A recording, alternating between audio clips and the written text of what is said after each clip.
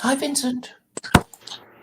Hi, I was just watching, I didn't finish it, Norm Finkelstein and Rabbi Shmuley Boteach talking on Pierce Morgan. I don't even know why he allows. Shmuley Boteach is a really bad debater. He's so repulsive. He's just a really bad debater, and he just does ad hominems and he interrupts, and you know what I mean. I don't understand why he's so popular. Well, he's a TV rabbi, which means that, um, what am I trying to say? I guess, if you're going to judge somebody by their popularity and, he's got books and he has, I guess he's the best known one, right? And if you want to go by popularity, you will find the rabbi that is the most establishment rabbi and who's on TV and who people know, and so they use him, I guess. But I mean, if you look at his Wikipedia entry, yeah, I mean, he's just so repulsive anyway, and everybody hates him. But anyway, he says he's a television host, a radio host, and author of 31 books, including bestseller Kosher Sex, A Recipe for Passion and Intimacy, Kosher Jesus. Oh, yes, I remember. I knew rabbis who were, jumping up and down and really angry at him because that he offended the rabbinical community for saying, Jesus might just be okay because it's part of the Jewish belief system to hate Jesus. Yeah, I don't know what he said in Kosher Jesus. I mean, what he did say, he does say that the idea that God took shape is came as a man is repugnant to Judaism. Yeah, because it's Deuteronomy chapter 13 is saying if any one of you says they're God or kill him. I mean it's so you know un, unequivocal. So I guess to a Jew, it's like it's the most provoking thing of all.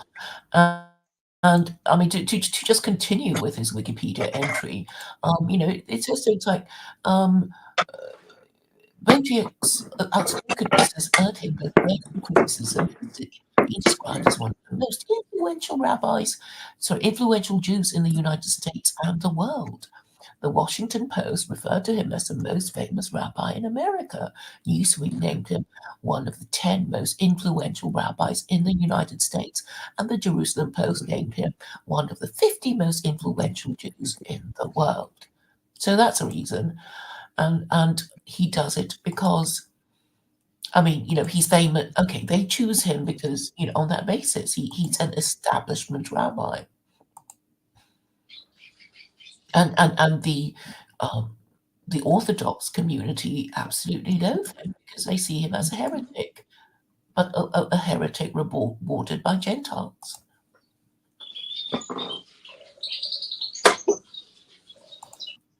I mean, Mm-hmm. really, if to understand them, you need to know what they think of each other, rather than say, "Oh, they're all the same," and, they say this and they say that. It's like, quite a lot of the famous rabbis we know are actually reviled by their own community. Well, I mean, the kosher ones, the observant ones. But it is a very divided community. But then there is this kind of mythological status of the Jews that they're so cohesive and they're so cunning and so clever and so good at networking and stuff. And I think a lot of Gentiles don't want to get well. They don't want to.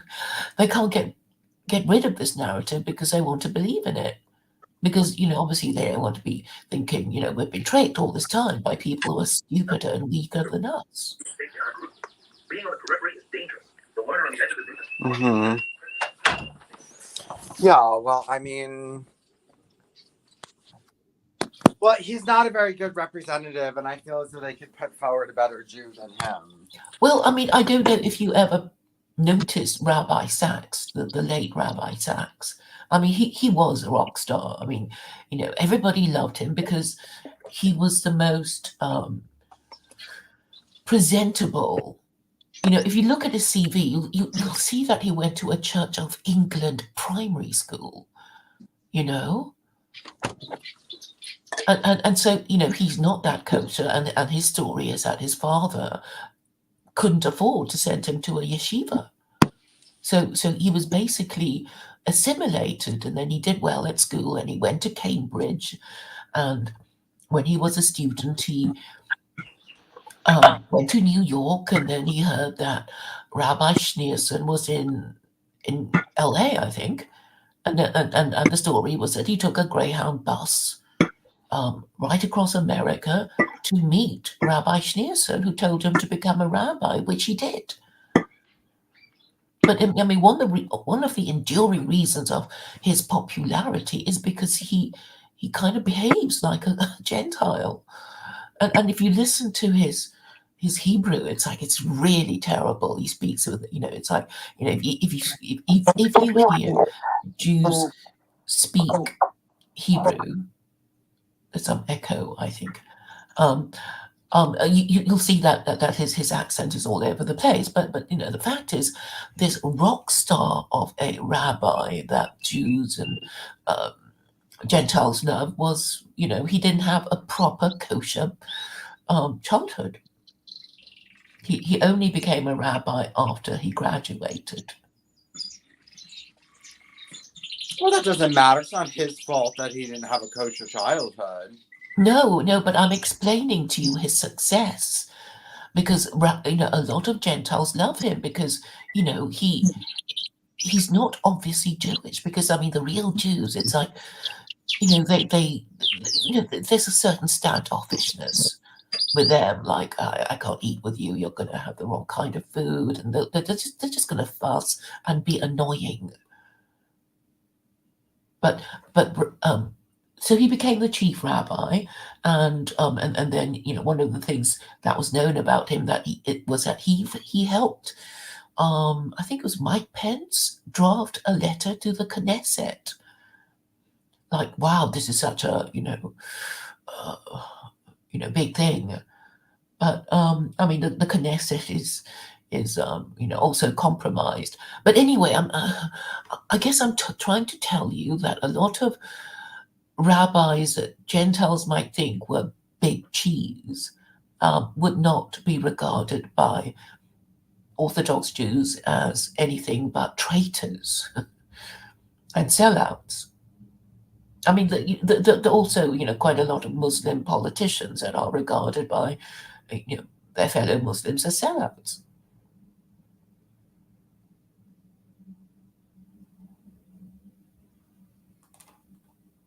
But yeah, there is this terrible confusion about, who's really who the top rabbi is. It's like, well, I mean, top according to whom? Top according to Americans, the liberal media. What if you don't agree with, their classification? And therefore, well, I mean, this is something the Quran says. It's like, the most, I don't know, I think it goes, the most righteous of you are the most blessed by God or something. And that means, the most principled of you, the ones who follow your religious principles. And because Judaism is not a an organized religion, I mean, this is, the thing I've been trying to tell people. I mean, that's why, it drives people crazy that, yes, you can find a Jew that says one thing, but you can also easily find another Jew that says the opposite. And obviously quite a few of them capitalize on that and say, well, for a certain sum, I'll say what you want me to say if you reward me and cross my palm with silver.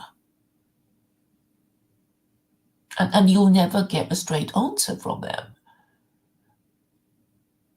So they're not organized religion, and really when people talk about organized religion, they mean a theocracy. They mean uh, the Pope, the Archbishop of Canterbury, where there is actually a supreme authority saying you know it's whatever I say it is, not you know a leaderless group with different members saying whatever they say when it suits them. So I think that that is the problem, and as for Christians, they they don't really believe in it, and you know traditional Catholics will know that the Pope is liberal and he won't support any traditional Catholic principle, like not going on the pill, not having sex before marriage, and and never divorcing. I mean, I think everybody sort of knows that in theory there are these principles, and in practice everybody breaks them, including their religious leaders. And now we've got to the stage where um, there are countries that have no official religion, and nobody cares. So this morning I was saying, this is the problem. I think it's because America doesn't have an official moral system, and then I get these responses of, oh, but it's globalism, and and feminism and whatever. But I'm saying it's not official, and for it to be official, people have to say. They actually have to declare it and say, our official religion is Catholicism, Protestantism, or whatever it is. They have to say what it is. But obviously Western countries don't want to say what it is because it would interfere with their ability to say, we believe in this thing now, and oh no no no, a few years later, we believe in this other thing now. So if they were to declare an official moral system with principles and a narrative and whatever, it would stop them from saying a few years on that they're believing in something quite different, and they're going to change the laws to reflect that.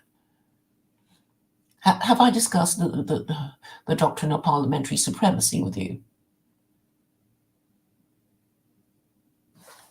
Silence.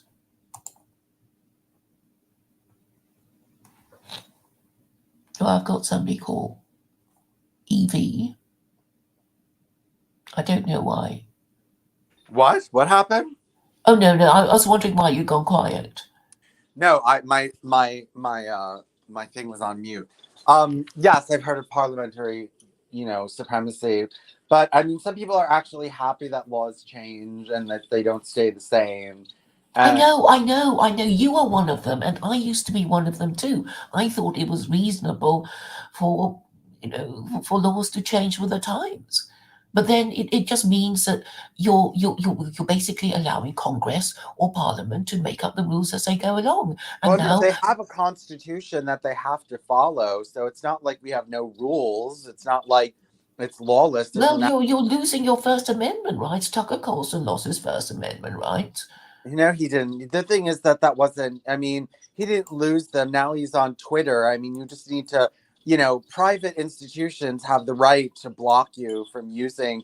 It's like if you have freedom of the press, but that doesn't mean every single press outlet needs to let you go on there and speak. I mean, if you want to, if you have a radical message, then you have to create your own press. Okay, but I mean, the point is that not everybody can just do this thing that Tucker does. I mean, he That's not made the losing transfer First because Amendment rights. everybody knew who he was. That's like saying that if I have a private store, I have to take your wares into my store and sell them. Like that's just ridiculous. That's not. Nobody's oppressing you. Nobody's done anything to you. It's my private store. Well, it's oppressive if you're going to lose your job if you say the wrong thing. Well, no. It's very Well, it's oppressive. well if you sell the wrong stuff in my store and you start bringing in your stuff into my store that I don't want there, yeah, I'm gonna fire you. Like It's my store. Go open Yeah, up but your own. that's different. You would be firing me for not doing my job or doing things you don't want. But Or expressing a also, political view should not be a sackable offence if it is a reasonable view. So we're going to get start arguing about what is reasonable and what isn't, and and what's reasonable is as long as a piece of string, isn't it? well, the thing is that Fox or whatever it was that he was on is a private company, and if they don't want to have him on, then and now it's just if they don't want to have him on, it's their right, and you know what I mean, like you don't have freedom of access to other people's private property. The No, but it's not the same because people just yak all the time. I mean, you've been kicked off YouTube, Yes, I know, right? but I don't. So I don't call that. I'm not saying the government is taking away my freedom of speech. I mean, YouTube is a because it's private. a private company, I know, because that's how they get round it, saying, "Oh, but YouTube is a private company," and some people say, "Well, we have to nationalize it then." But of course, it hasn't happened because it's a very radical proposal. But I mean, the fact is, our free speech is being restricted more It's and more every it's not. day. Look, if I want to go out onto the street with a billboard and some pamphlets and spread my message, nobody can stop me. Well, actually, in the UK, somebody called Sam Melia has been imprisoned for putting stickers on. Have you heard of that? Well, did she put them on public property and deface public property with them? Um, I don't know where he put them on, but anyway, you can find it at the. Okay, well, I guess it must have been, lampposts and things. Yeah, no. Well, I mean, I don't know if you're allowed to do that, but you're not. Well, like in New York City, you're not allowed to hang up things in the public. What's it called? The public transportation system. You're just not allowed to hang flyers or put up stickers or anything like that. And obviously, if you did that, there would be repercussions. So, you know, I don't Okay, know but about. oh, If I just went onto the streets, and which I've done with my Noah Hyde stuff, and just gone, and handed out flyers, then I'm allowed to do that. It's public property, and I have freedom of speech, and if I want to protest or anything, I mean, that they can, you have to be careful with these things. You can't just accuse a nation of stifling free speech because you can't get into a private club. yes, I get it, but really, I guess you don't particularly complain because you haven't had any problems. Yeah, well, I've been canceled. I mean, I've been had my YouTube account taken away 3 times, and so no, I mean, I don't complain because it's not a public platform. I mean, it's just not. But if I wanted to go into the streets and hand out flyers, I could do it because nobody could stop me from doing that. Okay, well, Stephen says that he didn't even. Sam was prosecuted just for possessing the stickers, not even putting them up. I don't actually know the details, but look, I don't know why you're questioning the fact that our freedom of speech is being daily encroached upon. What were these stickers that he put up? Was he calling for violence or what was it? I have posted the links in the chat if you want to look at it. Can you easily access it or not? Okay, so it was okay, so he was stirring up. Ethnic slurs.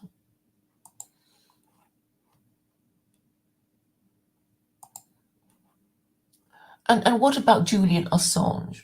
I mean, well, I mean, look what they did to him.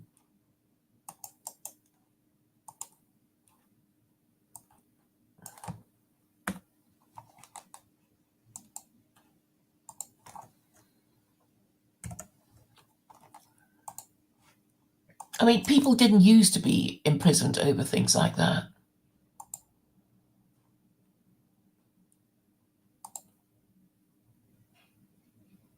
And the thing is, they don't care.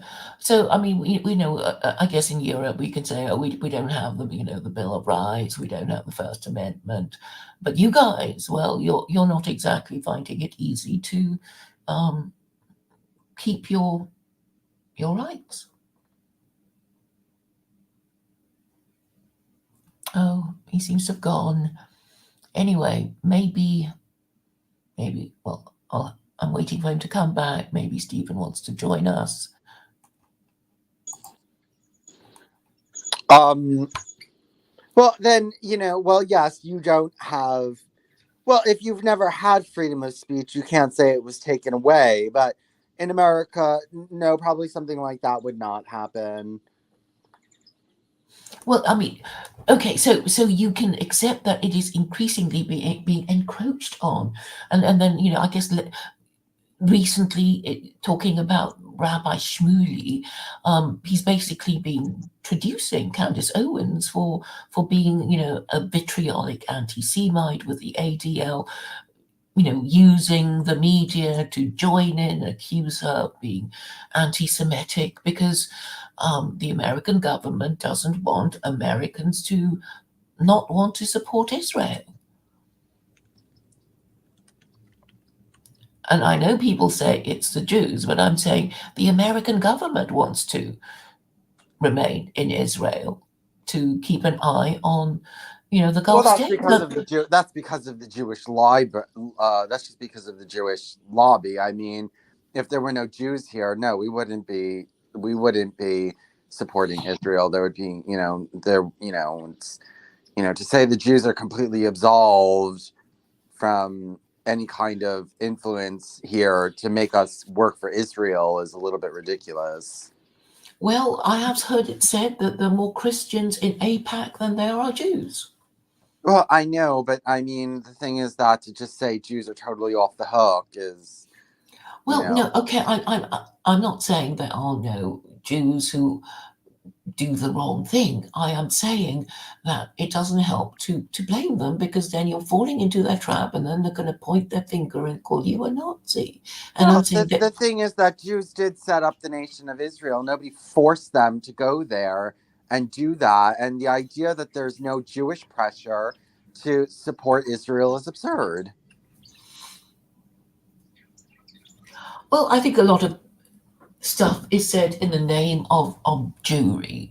And it was actually Britain that um, was running the Palestine Mandate, and after the World War II, it couldn't afford to keep its troops there, and then it became an American thing. It became an American project,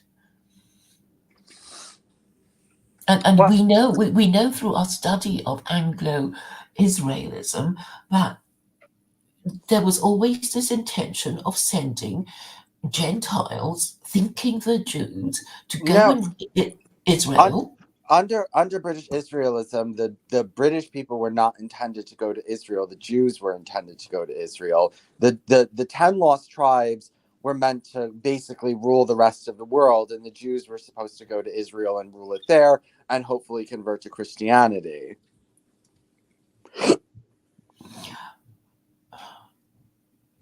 Well, the church I went to, this British Israelite service I attended, they were definitely not Jews, and they were basically kind of right wing people, which is how I knew them. Yes, I mean, they're right wing Philo Semites, which is hard. They're right wing Philo Semites who, I mean, their biggest anti Semitism is that they want the Jews to convert to Christianity once they arrive in Israel or beforehand. But the idea is to rule the world with the Jews. Yes, I think it's all about getting people to people Israel and work for American or Western interests. I mean, that is the whole idea. You go, oh, isn't it wonderful, liberal democracy? Americans go there, Europeans go there. Obviously, in order to run your colony, you need people to go there and live there and fight.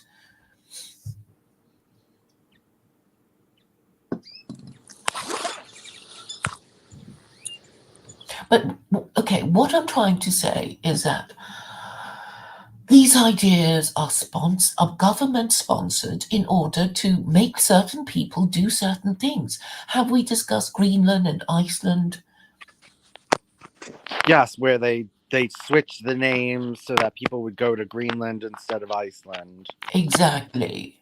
So all these words and ideas and narratives are intended to manipulate people into going to places where ordinarily they don't want to go to. And we just have to accept that, our government is doing that all the time. And it's not just a government, of course, ads that we watch. They're telling us to buy their stuff. So, all the time people are trying to get us to do what they want us to do. Even family members and, you know, spouses and children and parents and stuff like that, they are using all kinds of underhanded, subtle ways of influencing our behavior. So we have to accept that, of course, they're going to try and get us to do things we might not necessarily want to do. But I'm also trying to say that it used to be universally understood that marriage was a breeding program for any society that wanted to stay in existence. It's like, yeah, of course we're going to have children, but it's not just a matter of having children. You don't want children with birth defects and abandoned children, and and obviously the family unit was sort of kind of supposed to look after each other so they don't become a burden on the state. Until 50 years ago, people got the idea that maybe there should be a welfare state, and they started this whole thing of this ballooning welfare state that now you Americans have. Because if they reward unmarried mothers, then there's going to be more of them, not fewer. And then it becomes so out of control, you don't know what to do because it's like, well, it'd be so unpopular. If you talk about abolishing it or shaming these unmarried mothers, I mean, you know the typical reaction that I get anyway. So really, unofficially, our religion and practice is is casual sex and free love. And without us officially acknowledging it, it has become the national idol that all of us worship in the West, anyway, and perhaps also in the East. When you call absolutely every single last thing idolatry, the word loses its meaning. I have explained how the idea of hidden idolatry works, which is Yeah, not I know, but you actually, call everything that to the. yes, everything that goes against the no height laws, that would be hidden idolatry, yes. Well, I mean, but then idolatry loses its meaning. Idolatry is a very specific term. I think that, you could talk about sexual immorality, but, sexual immorality is a separate offense. It's listed differently.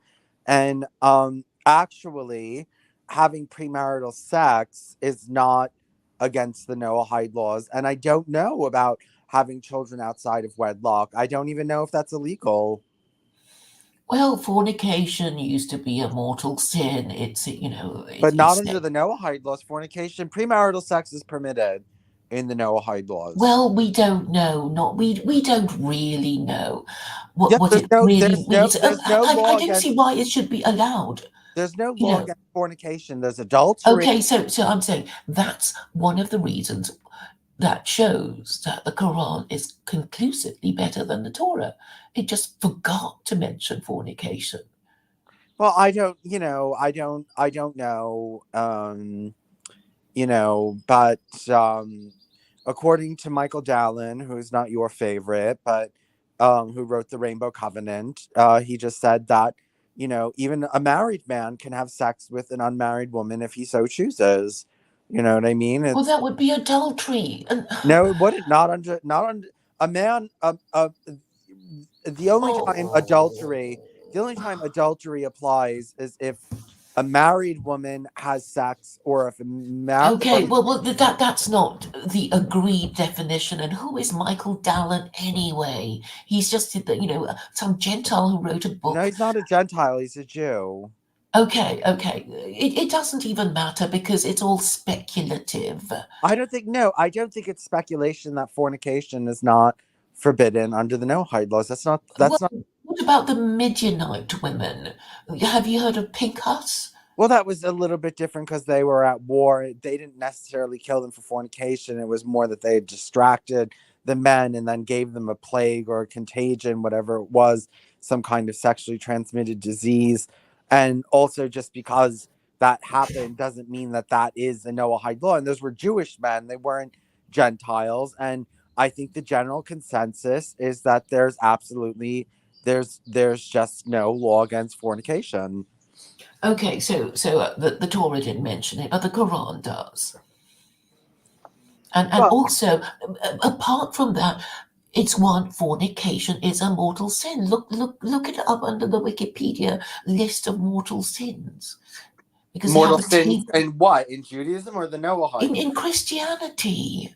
Well, yes, but where did they get their authority to do that? Well, I think it can be deduced, can't it?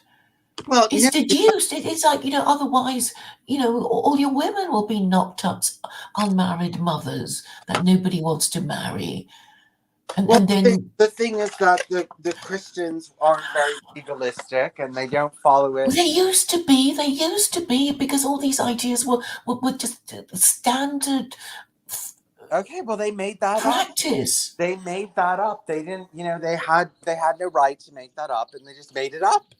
Well, actually, there's also a Wikipedia entry on American bastardy laws where these unmarried mothers would suffer corporal punishment. It's there too, but okay, everybody's just sort of forgetting about it. I also know that in certain American states that adultery was a criminal offense, but you've decided to forget all about it and not prosecute it. So I guess people just forget.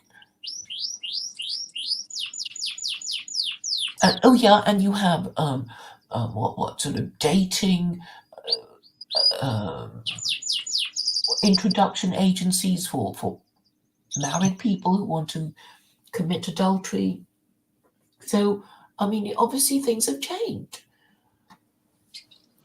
And okay, obviously a lot of people don't even care about it because I do try to explain it to people, and they're going to say, "Oh yeah, but no," and "Oh, we can't do anything about it now," and basically nobody wants to do anything about it now. Not even the white nationalists, the ones who want to have more white babies, and they're hoping that yeah, it'll be okay that these white babies do not have married parents. Maybe it'll be good enough, but I don't think so. Well, I mean, as long as you can have a liberal society, as long as you have reproduction and understanding that, yeah, you do need some kind of socialized childcare, and if you have your own society, your own private society, and you only let in certain kinds of people, then you don't have to worry about, these are trusted people that you trust to, you know you can't trust your spouse any more than you can trust another person. You can have a friend that you trust not to abuse your child. Well, we don't know because a lot of people. I think we looked up at the website. Children who are sexually abused are always abused It's by by people somebody they they know. know. Yeah, by someone that they know, which is oftentimes their parent. Or a family friend, or a family member, Well, or yes, but somebody at school. We don't know, most but people, obviously, you're acting, we're not talking about some. you act like there's some kind of mass child rape going on. This is very few people that ever get raped as children. This is not like, you know, everybody. And, half of them are raped by their fathers.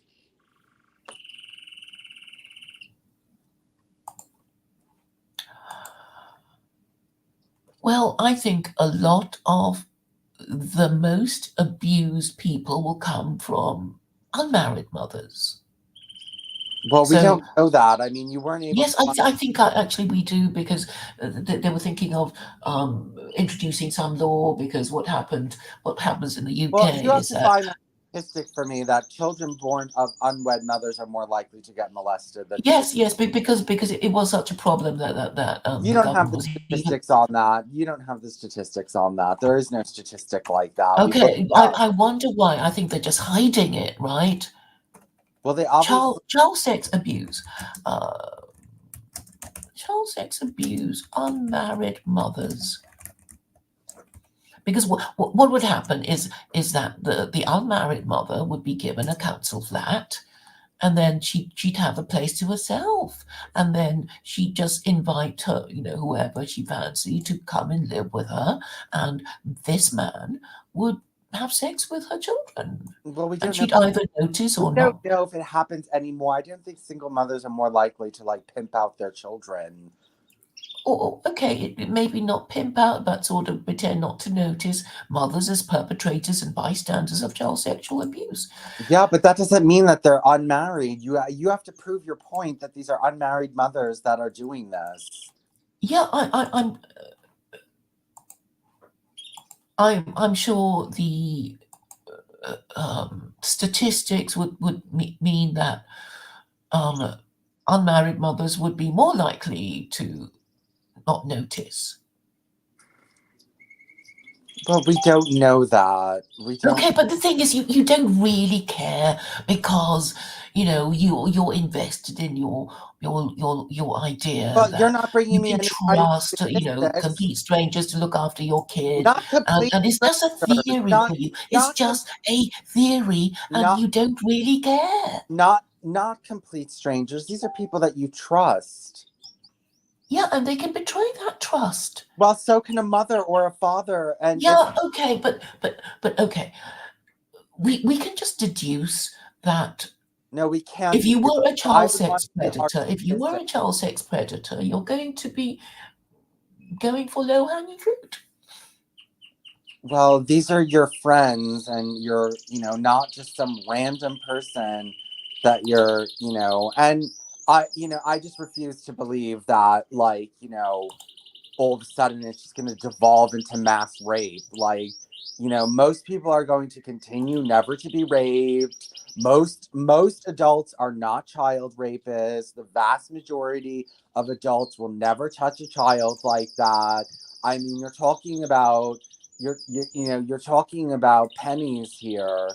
You know what I mean? Like, it's. Okay, so can you actually prove to me that more children from married parents are I didn't say sexually abused more, but than children of unmarried well, you mothers? looked it up and you can't find it, and I'll look. But the thing is that it's I'm just. sure they're going to hide it because the matriarchy wants to hide its crimes, and they're going to, use certain words so you can't easily find it using a search engine. Well, I mean, there's plenty of people that would love to do these studies to prove that being a single mother is something horrible. So, I would be find it surprising that nobody's done it so far. Yeah, there's plenty of people that would like to prove that it's like, um and also it's not for everybody. I've already said that most people are not up to this, and most people should just stay in monogamous marriages. And if you have children, is it better for you to stay married? Yes. If you can, if it's just beyond control, then end it. But do you want it to stay that way? Then yes. I mean, it but it yes, I think it should be encouraged for couples that have had children to stay married, unless they really can't do it anymore. And then, an exception should be made. But, if some people want to do a social experiment, um, and, try something different and see if it works, then I don't see the harm in that. Okay, I found a paper by the Cornell Law Review 2001, and the title is revealing: Children at Risk: The Sexual Exploitation of Female Children After Divorce. And then the titles, I'll just read the titles. Child sexual abuse in the aftermath of divorce. Risks of child sexual abuse for all children.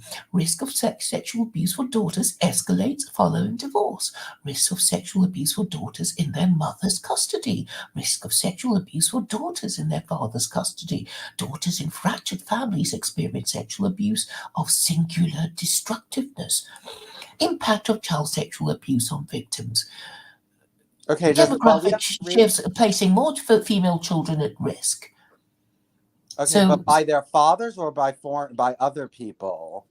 I haven't even read it. I'm just reading you, but we can deduce what's. No, we can't. Because I would want to read. Send me the paper. Send me the paper on Telegram if you can. Okay. And then I'll read it, because I want to know who's actually, molesting them, and if it's any higher, if it's like an increased risk, or, I don't know. Mm-hmm. And how much is the risk increased? Like, is it skyrocketing? Is it 2%? Like, what is it? Like, what's the increase?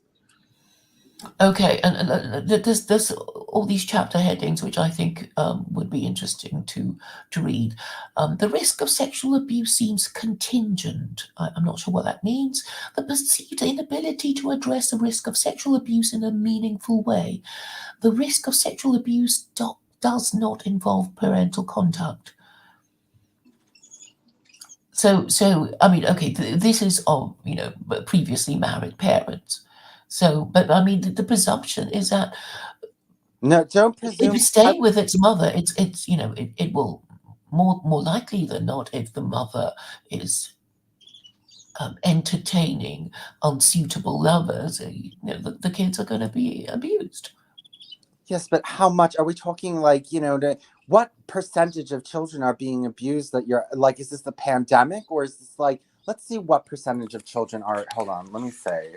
I want to see what percentage of children are actually sexually abused.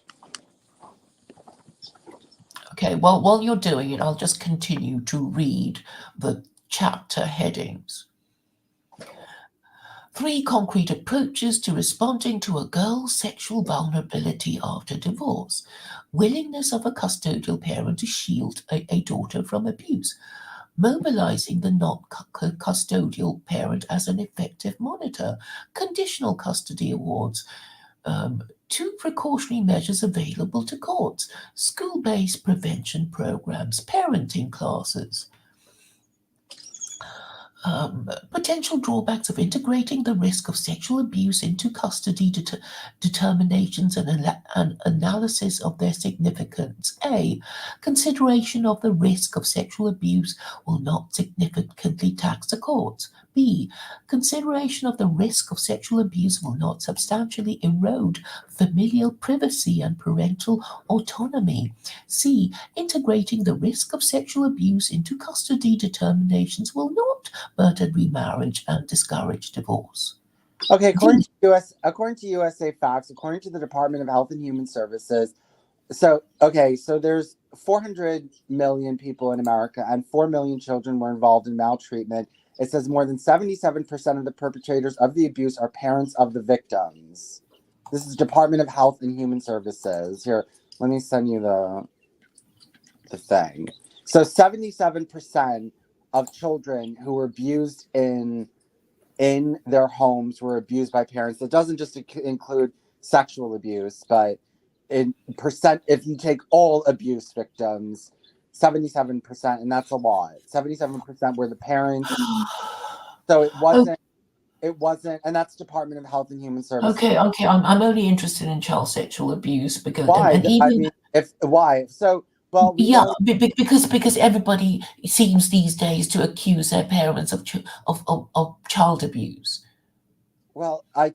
This And is it's enough for the subjective. government It's to like get rape. involved. Oh, I Okay, this is regret enough for having the sex with government. somebody, Okay, therefore it's rape. this was enough for the government to actually label it abuse rather than a child just claiming. Okay, well, I mean, I really would like to have these things properly classified. Okay, And when also, I say have were these properly, people actually convicted, or is it just one person's word against another?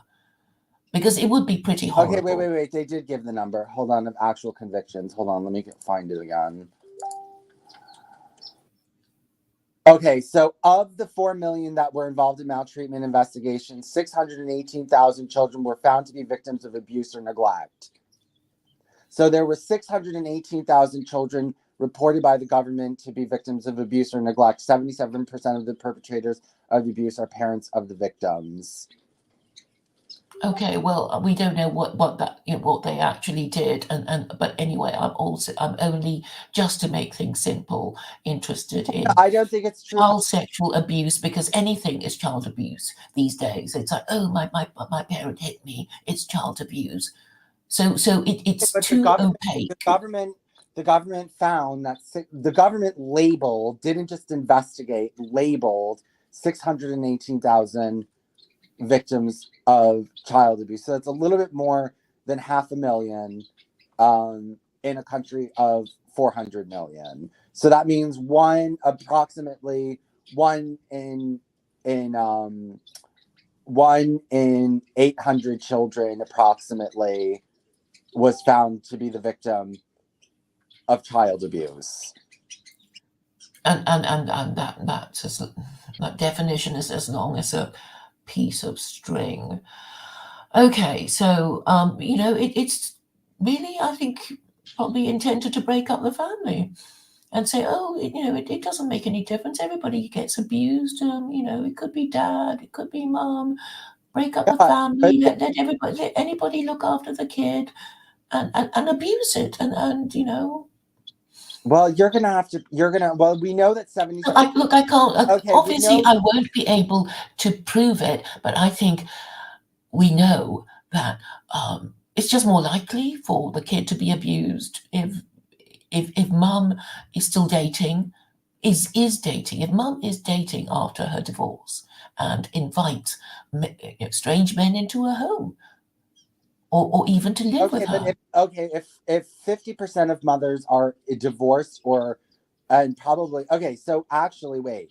50% of children come from divorced households, right? Because there's a 50% divorce rate. So, and then you have to include all the single mothers that never got married. So we have a glut of children that are being raised by single mothers, and still the statistics prove that you are 77% likely to be abused in some way, shape, or fashion by a biological parent, rather than these statistics would be skewed in the other way if we have such a glut of of of unmarried mothers.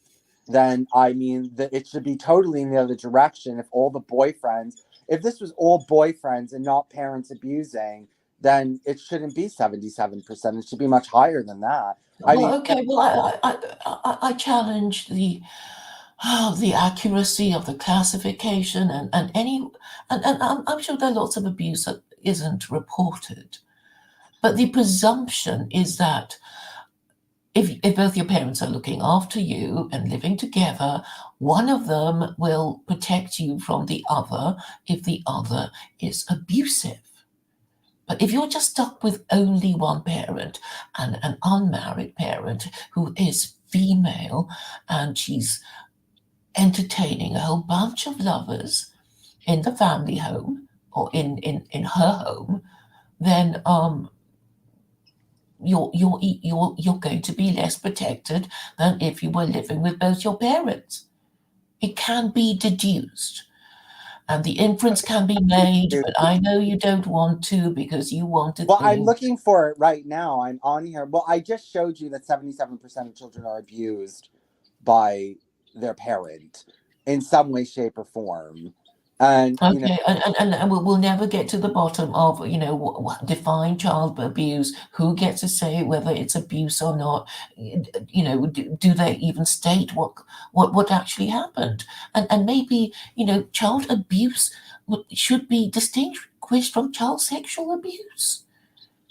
And also, what I hear is that a lot of wives who want a divorce from their husband falsely accuse their husband of child sexual abuse. And how can it be established anyway whether he really did it or didn't? well, I don't know, but I'm just No, saying. you don't know. Well, no, I'm just saying that you're more likely to be abused by your parents than anyone else.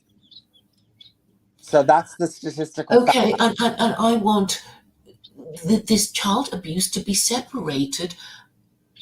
Okay, I'm saying I'm going to ignore all the child abuse cases and only But concentrate on child sexual abuse why? because at least we know what we're talking about. We No, can't just well, sort of say, beating. oh, child abuse is whatever the kid says their parents did No, to that them. if 618,000 were found to be victims of child abuse by the government, I don't think they were putting parents in jail for feeding their children the wrong dinner that night. I mean, there must have been beatings, there must have been starvation, there must Well, have I been. hope the evidence, that they're going to.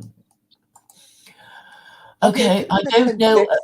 I don't know how So these trials are you're saying conducted. that the United States government is mass convicting parents for not feeding their children the right dinner that night. Like it's not happening. The government doesn't take children away for minor incidences like you gave them a spanking.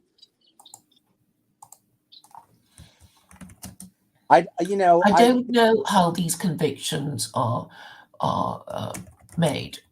okay, well Conviction we for do. child sexual abuse. I mean, it's like so you get the child in and you ask, you have to get it to testify. Well, they obviously did. Okay, I just don't believe that our government is just incarcerating parents for doing absolutely nothing to their children.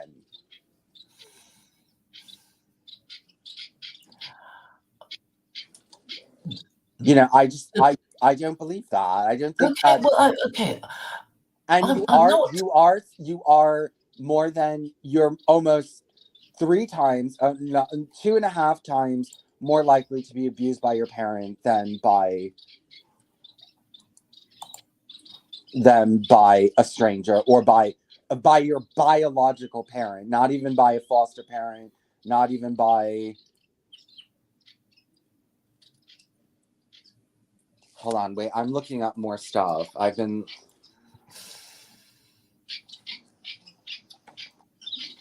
Okay, I found something. It is from the Crown Prosecution Service, which um, might be helpful because it's got a whole bunch of headings such as assessing the credibility of child abuse allegations. Okay, this So, wasn't an allegation. This was a conviction. So there were 4 million allegations and 618,000 found cases of abuse where the government actually certified it and says yes, the child's being abused.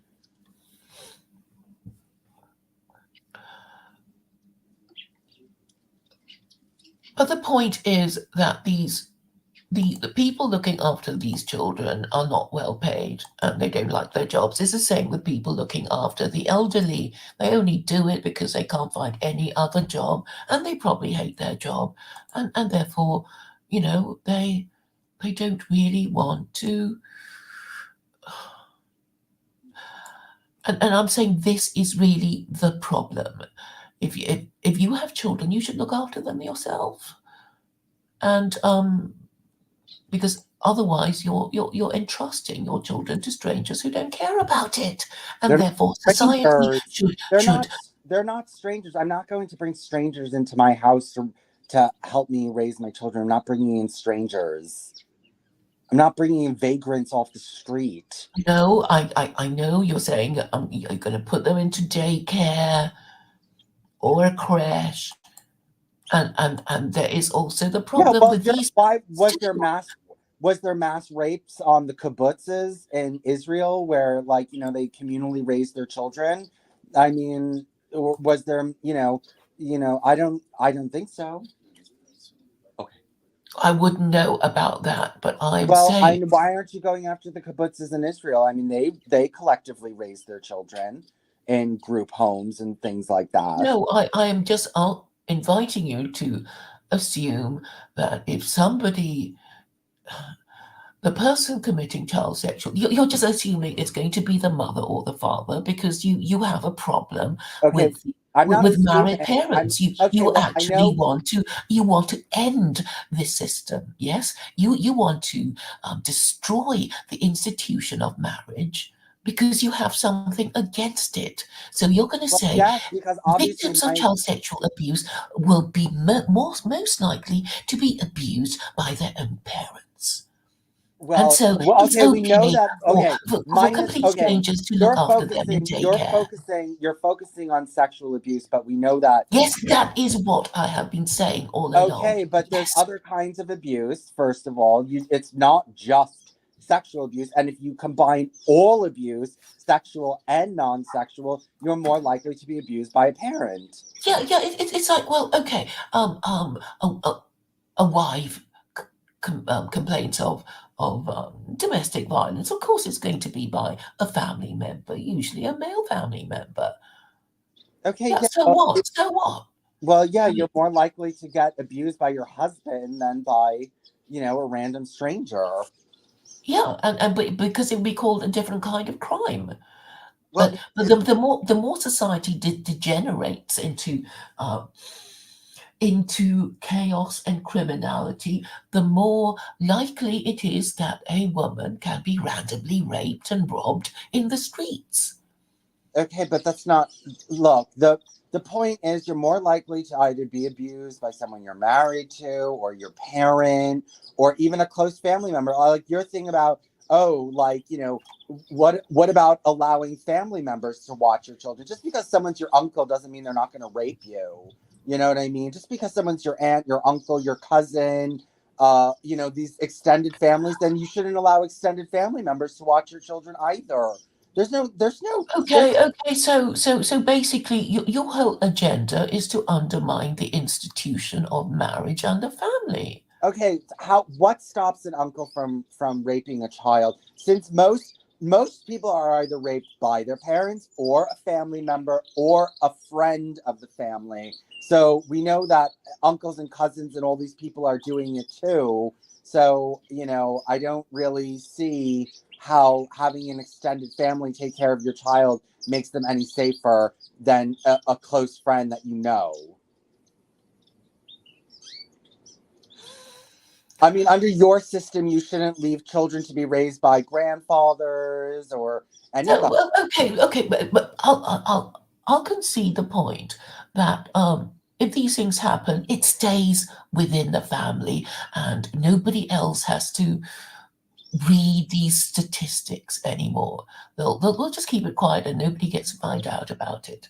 Well, I'm not saying that we can't find out about it, and I wouldn't, mind if there was a study on it. But I'm so if you're not raped by your father, are you raped by an uncle? Are you raped by a cousin? Are you raped by someone, that you're related to? I mean, because then we have to go after the extended family and say you cannot leave children with relatives.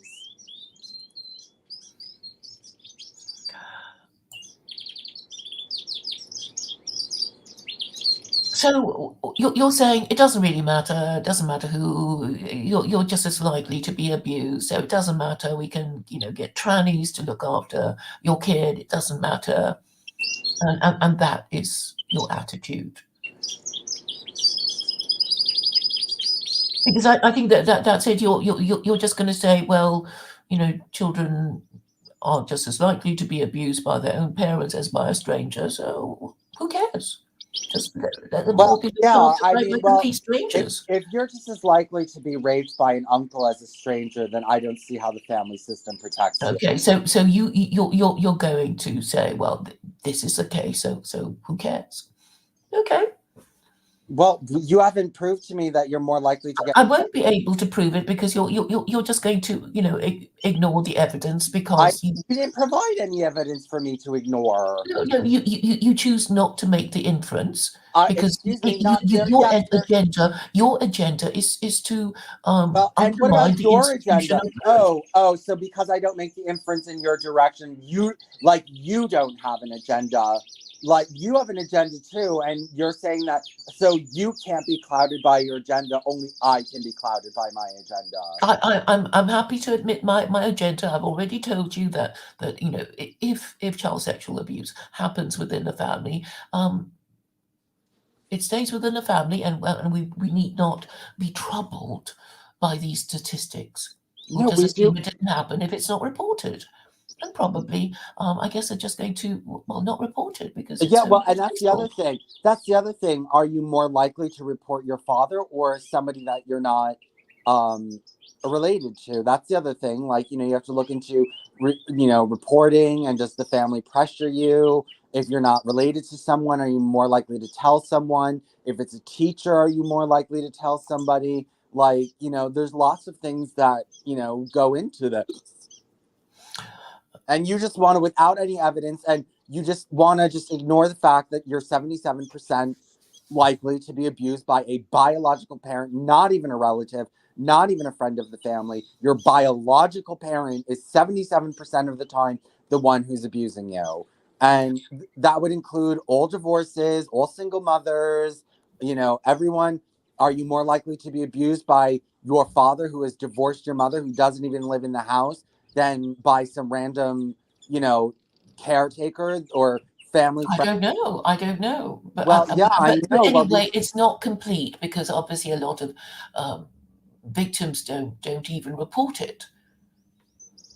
But yes, but but, but I am I repeat again that if you're living with both your parents and one of them is abusive, the other parent should protect you from the okay. abusive Any parent. parent, whether the mother is married to the man or not, I think that actually, I would think she would be more likely to not report the sexual exploitation of her child from a man that she's married to or who is the biological father than maybe. Okay, this is well speculation because we Okay, will well, never you're know doing all the cases speculation. that were never You're reported. making inferences and speculations, but no one else is allowed to. Yeah, yeah, because it's so obvious that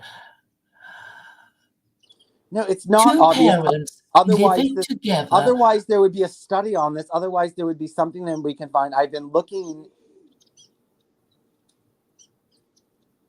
I've been looking for um statistics on this. I've written, are you more likely to be sexually abused by a parent or someone else? And Okay, okay. You look. I'm just going to read this thing about the credibility or reliability of the allegation. What do you think? I think that would be educational for all who are interested. okay, but if it gets to the point that the government has certified it as abuse, I think that it's no longer an allegation. I think you would have to look at the credibility of the government's actual ruling on this. Okay, this comes from the Crown Prosecution Service, and the title is "The Credibility or Reliability of the Allegation." Police and prosecutors should focus on the credibility of the allegation rather than focusing solely on the victim.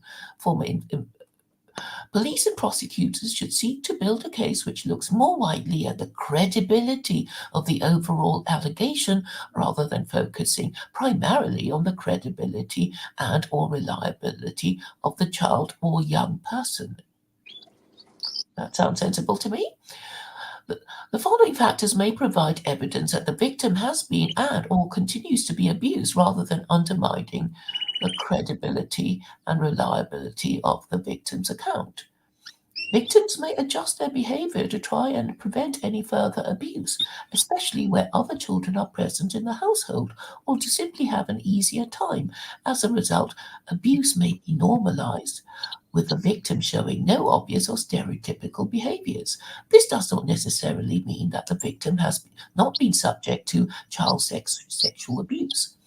A victim's circumstances or experiences will often influence their actions, and it is important that prosecutors understand these issues. Victims of sexual abuse may crave love and affection and wrongly attribute such feelings to their abuser. They may develop an allegiance to their abuser and consequently not consider themselves to be the victim of any type of sexual abuse. They might initially refuse to identify as a victim of abuse, believing that they were in a genuine, loving, and non abusive relationship. Victims sometimes therefore return voluntarily to their abuser. Abusers may target vulnerable children, such as those with learning disabilities or mental illness. The victim may be reluctant to cooperate with those in authority or participate in the criminal justice process. Inconsistent accounts are not uncommon in victims of child sexual abuse, especially during initial interviews, possibly because of an allegiance of their abuser. The length of time between an alleged incident of sexual abuse and reporting to the authorities is not a reliable indication of credibility.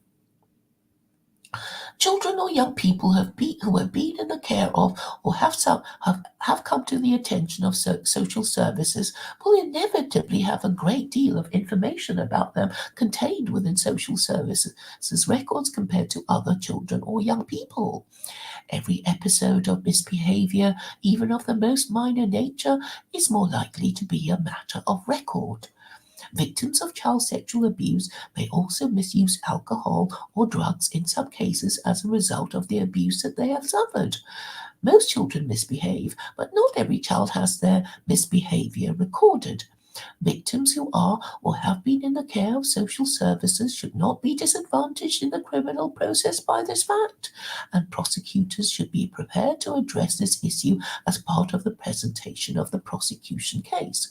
Prosecutors should set out in their case strategy how this will be overcome. All of these factors must be taken into account and understood by prosecutors while reviewing allegations of child sexual abuse. Prosecutors must also understand the consequences faced by a child if they say no to their abuser, and this should form part of the prosecution strategy to address perceived weaknesses or anomalies in the victim's account. Prosecutors should guard against looking for corroboration of the victim's account. A lack of corroboration is not reason itself not to proceed with a case. Prosecutors must check with the police and the CPS case management system to see whether there are any pending allegations involving the same victim or suspects, or previous allegations where there has been no further action. A note that this has been done should form part of the formal interview review, even where the response is negative. If there are any such allegations or pending prosecutions, then the details should be obtained to see if there are any links or similarities to the ongoing case. Prosecutors should therefore consider whether they should be tried together and seek joinder. Where appropriate, the guidance on reconsidering a prosecution decision as part of the case building process should be addressed. Okay, this all. Identify children who may be at risk of sexual exploitation. That should really, um, yes, that's the next one. Prosecutors should consider whether the victim whose evidence they are considering demonstrates any of the list of vulnerabilities below. Whilst the absence of any of these characteristics does not mean that an allegation is unlikely to be true, their presence may assist the prosecutor in forming an overall view in the case. Typical vulnerabilities in children prior to abuse. Living in a chaotic or dysfunctional household, including parental substance abuse, domestic violence, parental mental health issues, parental criminality. History of abuse, including familial child abuse, risk of forced marriage, risk of honor-based violence, physical and emotional abuse and neglect, recent bereavement or loss, gang association either through relatives, peers, or intimate relationships in case of gang-associated child sexual exploitation only.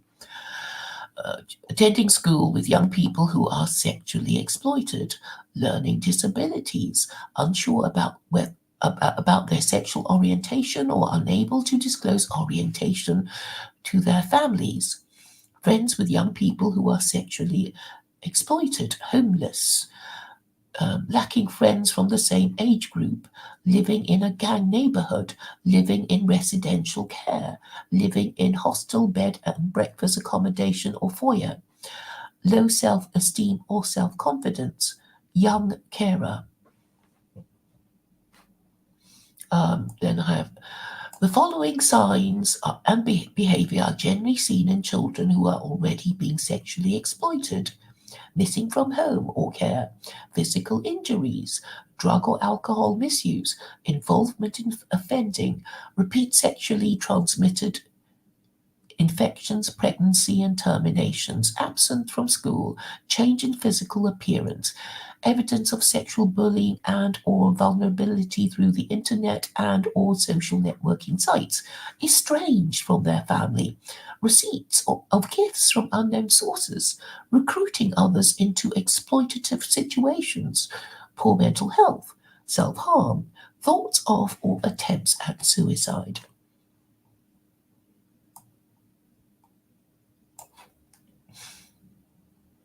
So it would appear that um, it would appear that the worst cases would be, children who have been already abandoned by their parents. It didn't say that. You never read that once. It didn't. It said that Yes, I alcohol. did. Okay, I'll find it for you because I remember thinking, living in hostel bed and breakfast accommodation or a foyer, living in residential care.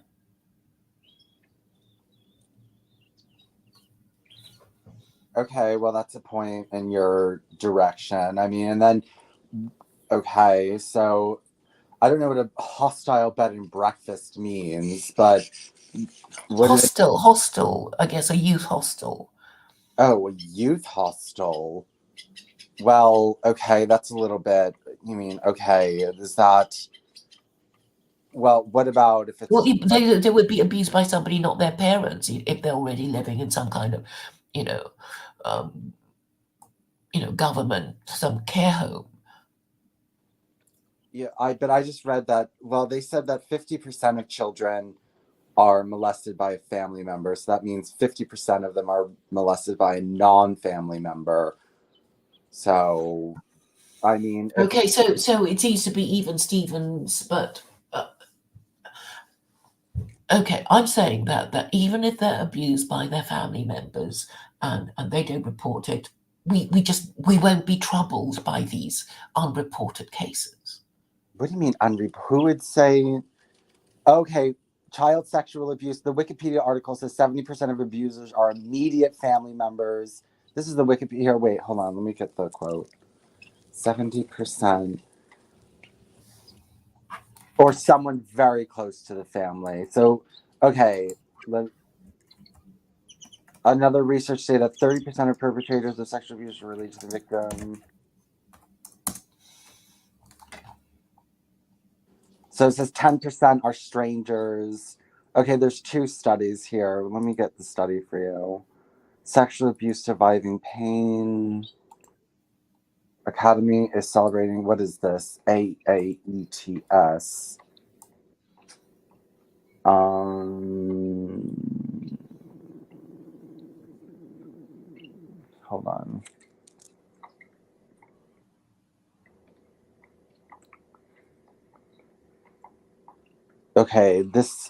This says 70% are immediate family members or someone very close to the family.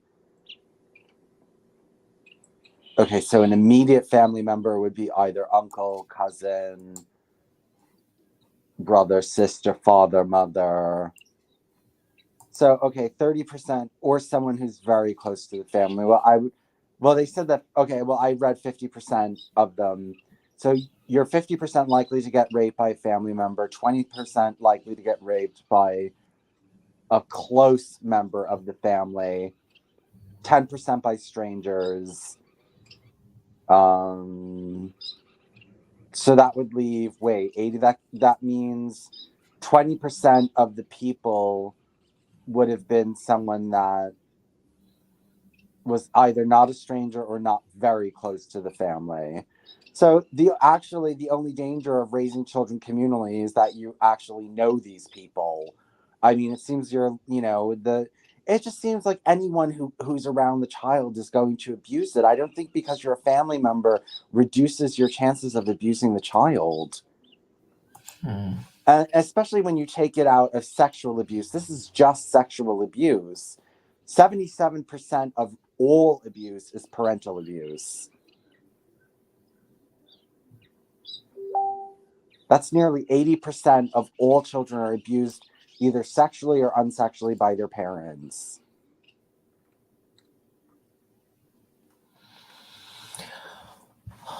So how do they compile these? Just because a child reports it's taken as having happened? There's no, is a conviction required? How is a conviction obtained? How can you prosecute these cases? Because, obviously it's a word of the child against of the, against an adult who said, I didn't do it, blah, blah, blah. Okay, well, out of 618,000 prosecutions and findings of child abuse or neglect, 77% were by parents.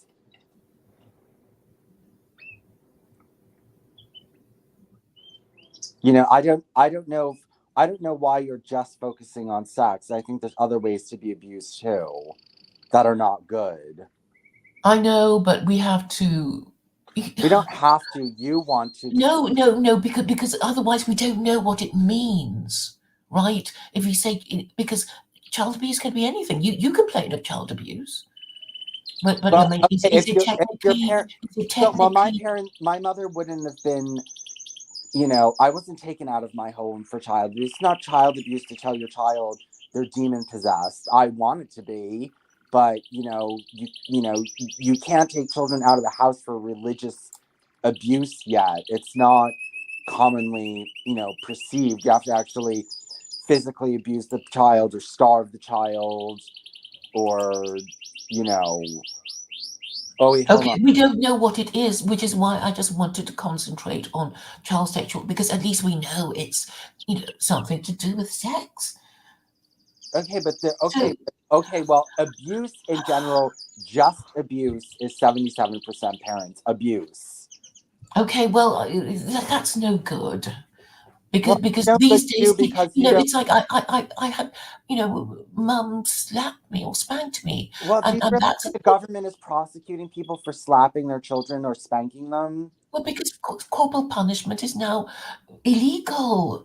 So we don't even know what they mean anymore, and the government is not being really helpful. Like a spanking, you know, is included as child abuse. They just put this horrible label on, and a lot of people just say, "Oh, child abuse means child sexual abuse," but they should be separated. And also, a child may be lying. Okay, well, whatever the criteria for abuse is, whether you agree with it or not, you know, Well, I mean, obviously something is wrong for these statistics to be so horribly high. yes, but most of it is by family members. It's not, you're okay. Okay, you're not making the distinction between child abuse and child sexual No, I abuse. did. When it comes to sexual abuse, 50% of sexual abusers are either the parent or a first degree relative, brother, sister, or let's just brother, uncle, cousin. So it goes, it's like, and I think that since there are so many divorced people and since there are so many, So you should damn well stigmatize them yeah, but we don't know because they're that. making the child more likely to be abused. Not more likely, you're 50% likely to be abused by a family member. Yeah, but So well, well, you're well, leaving your children with your relatives is not going to protect them. Okay, so just leave them with a stranger. Not a Go ahead. stranger, not a stranger. You always say stranger. This wouldn't be a stranger. And also, only 10% of children are molested by strangers. So, you know, they are more likely to be molested. Just, I'm not saying that leaving them, I don't think that they're any more likely to be molested by a, like a babysitter than by an uncle. Why would I trust them with my brother and not someone that I know? And just because someone's your brother doesn't mean that they're, this there's a difference between a family member that you didn't choose versus a friend who you did choose, based on their personality traits. You don't choose your family members, and so there's no way to know whether or not they're trustable. If you choose someone based on their no. Okay, they're just forgetting it. There's no point having children because they're all going to be abused. Well, most children are not abused, so I mean,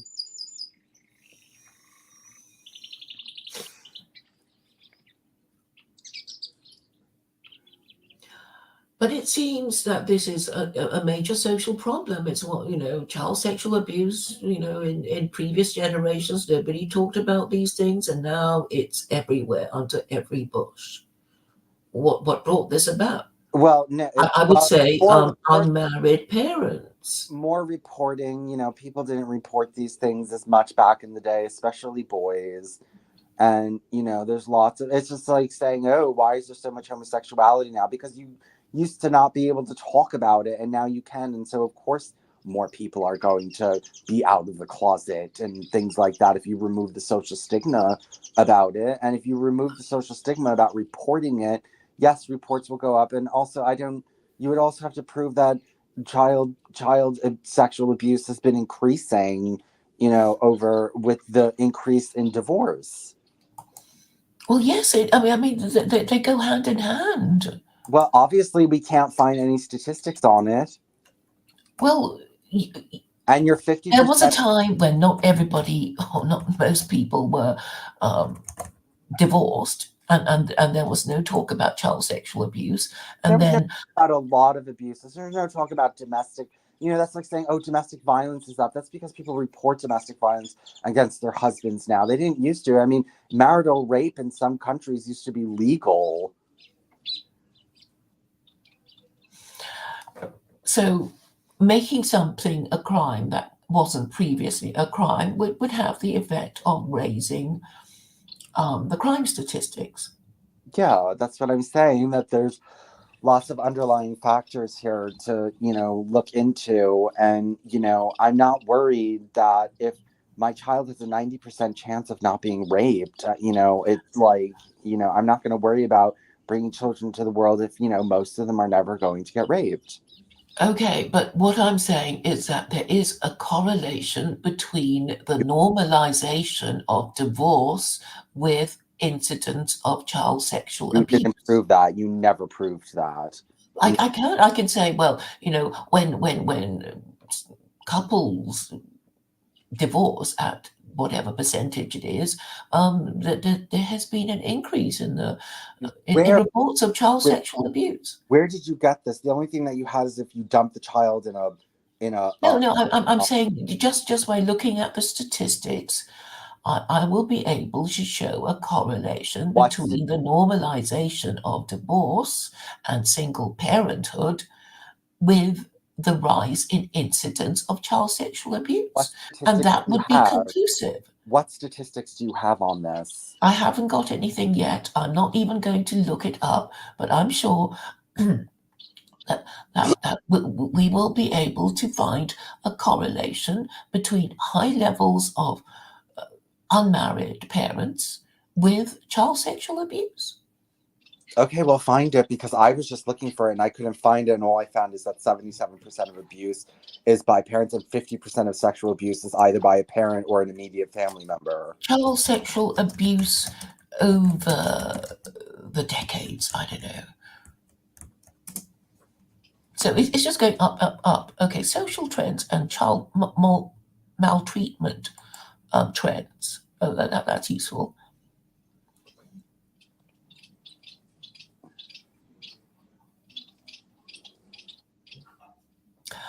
You know,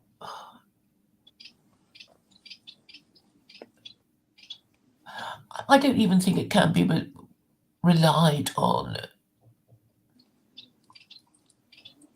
Okay, it goes.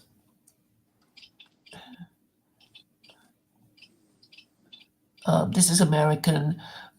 American families have been undergoing major changes in demographic structure, economic status, and healthcare coverage, all of which can influence child maltreatment. Many sources of data point to a substantial reduction in the incidence of child physical and sexual abuse, but not neglect over the past 2 decades. Okay, well, that's just the opposite of what you said it should be. Yeah, and I'm saying I don't trust it. But, I guess these statistics would not be, well, I mean, okay, you don't actually, well, not every case is reported, and we don't know how they are classified. But anyway, there was an increase in it that could be related to unmarried parenthood and the normalization of it. Well, it just said that it's decreasing, so I don't know what to tell you.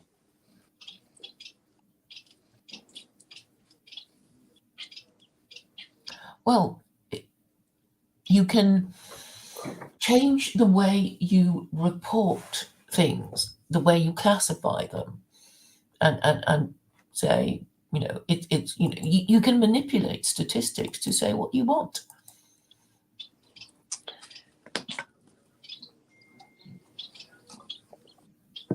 Well, and all the people who are reporting it tend to be female academics. you don't know that. You have no proof that this. No, okay. I can't speed read because there are all sorts of acronyms and Where did it? all the ifs and Where buts. does it say that this is predominantly being created by female academics? Yeah, well, I saw the name of a female academic. I'm sure she's a spinster. Okay, so what if you have to prove that all these statistics? This is some kind Yeah, of. quite a few. Melissa Johnson Reed. Okay, just because she's a female academic doesn't mean that's. Yeah, I bet she's a spinster and she doesn't give a shit anyway. So fine. I mean, Odd. just ignore it. I mean, it's fine. Just have kids, neglect them, abandon them, and break the child sexual abuse statistics. Call everyone a child abuser or parents, and stop reading.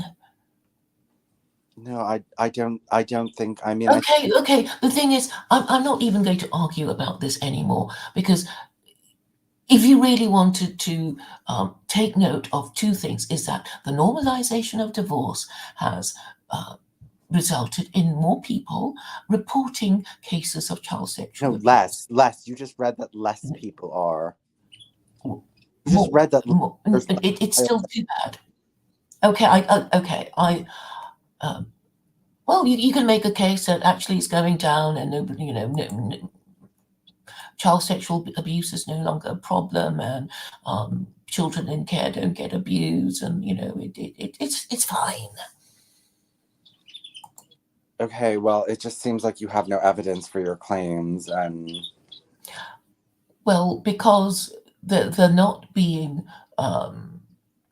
presented in a way that is clear, because the matriarchy would want to hide its crimes and cloak it with all kinds of confusing statistics and definitions which are never properly explained.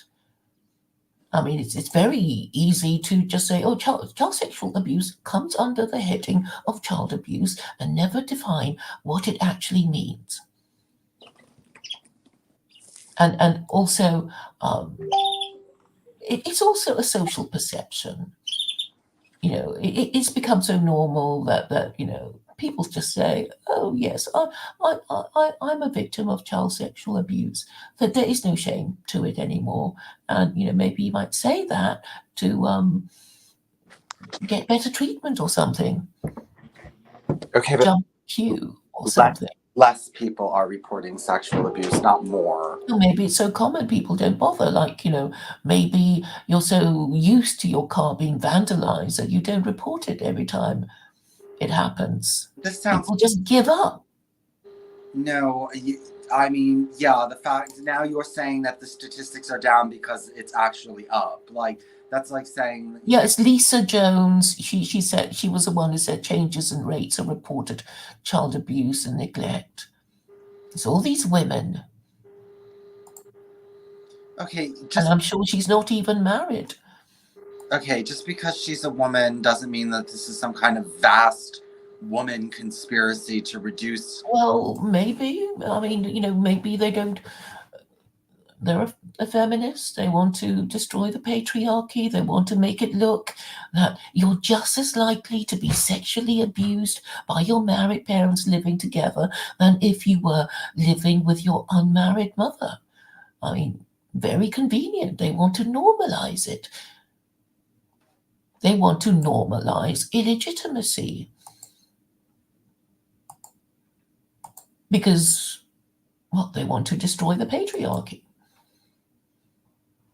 Anyway, I'll put the thing in the link in.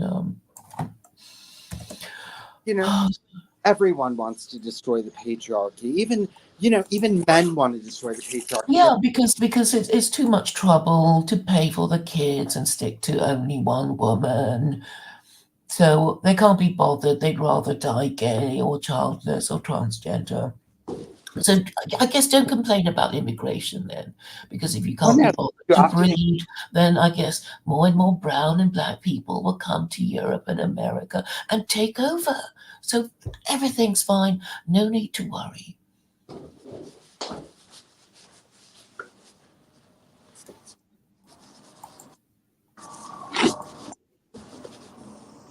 But I just wanted to say, what was I going to say? Because I was going to talk about the space I was in earlier today, and there were these. I was going to say wignats, but it seems to be a term that has come that is no longer being used. But anyway, they were saying we have to have more white babies, and I managed to chime in and say, look, they have to be. You have to be married. It's not enough, and then there were these English girls who had sort of followed me into the space and said, "Oh, she's going to say we have to adopt Sharia," and the American said, maybe that's the only thing that would work. So that was kind of pleasing for me. And then the conversation went on to we must use these stickers and say have more white babies. And that seems to be the plan, their idea of political activism, to put stickers of have more white babies, all over, I don't know, public property or something. And that was what made me think of Sam Melia. I guess they're going to trade. And it's something to do with hashtags, and they can, I don't know, print off stickers and post them or something, or they can buy them or whatever. I'm not even sure. But and they're not interested in abolishing no fault divorce or um, or campaigning for it. yeah, because nobody wants Because to. nobody wants to marry. I agree, and because when the government doesn't support marriage, people kind of form their own conclusions about what they want to do with their lives, and nobody is going to do the hard thing when the government even doesn't even encourage it. The government is basically saying you're stupid if you marry man, you know men, if you marry, you're just stupid. Why would you do such a thing? Why don't you become gay? Why don't you become transgender? You'll get all the media attention. But if you're a married father, holding down a job and struggling to support your family, we're going to say you're stupid. So it's no surprise that fewer and fewer men want to do it. And that's why it has a knock-on effect on the birth rate. But nobody cares. And the other thing I wanted to say was the conversation moved on to Jews, and it kind of became a thing about, well, I'm not going to have children until the Jews are removed, which is a sort of perfect excuse. It's like, the fact that the Jews are just sort of there and always winning over us means I don't have to have children because they'll never be removed. And that kind of justifies childlessness in these white people. But they'll do little things like pay for a bunch of stickers saying have more white babies and stick it on lampposts and litter bins and whatever, and they'll think, oh, I've done our bit, and if the police happen to catch them and put them in jail, they'll think, oh, I'm a martyr for white babies, even though they don't have any. So I'm saying, it's not been constructive, and also I acknowledge that I guess nobody wants to get married, including men and women who complain about immigration, because the government doesn't encourage it. The government could encourage it by shaming unmarried parents and stigmatizing divorced parents, but the government won't do that because it is part of the government's agenda to destroy the institution of marriage. And that is why the West is in decline and degenerate. This is easy for someone who, like you, who practiced adultery. Like, it's easy for you now that, you've sown your wild oats to go around and tell everyone, you need to be practicing marriage when, I mean, you're divorced, and or at least not with your spouse, and you practice whatever with that. And we don't. But But anyway, okay, it doesn't matter. It doesn't really matter even if I have 10 variously fathered illegitimate offspring. It doesn't matter because what I say is still true about what has happened. So, and also, you're in a position to make the same point, but I know people say, oh, but you're gay, and therefore you don't have authority to speak for us because you don't have children. But I'm saying anybody with an ounce of common sense who is concerned about immigration should be able to agree that, in order to produce enough white babies, white men and white women have to marry and have children. They can't just sort of randomly father and birth them because then they wouldn't be looked after properly, and then they'd be sexually abused, and then they'll have mental health issues and alcohol dependence and drug dependence, and they won't be able to become a member of the labor force. Which we've had all throughout history. We have never had a population that didn't have drug and alcohol problems and this problem and that problem. And, it's not like that under married relationships that we lived in some kind of utopia. And the thing is that people were very unhappy and didn't like living like that. And, they fought against it. And so now the thing is just find another way to reproduce, find some other way, because nobody wants to do it. And, nobody even wants to force anybody to do it. I don't know where you're going to find government officials who are not divorced, who have not cheated on their wife, who have had Well, all I'm the saying it children, doesn't who matter. have It never doesn't had matter if we haven't been morally perfect. We can all agree the principle of what is necessary to rear the next generation in optimum conditions. So even if we can't get married because nobody wants to marry us, or if we're gay or whatever, it doesn't matter. We can agree on the principle. Can't we even do that?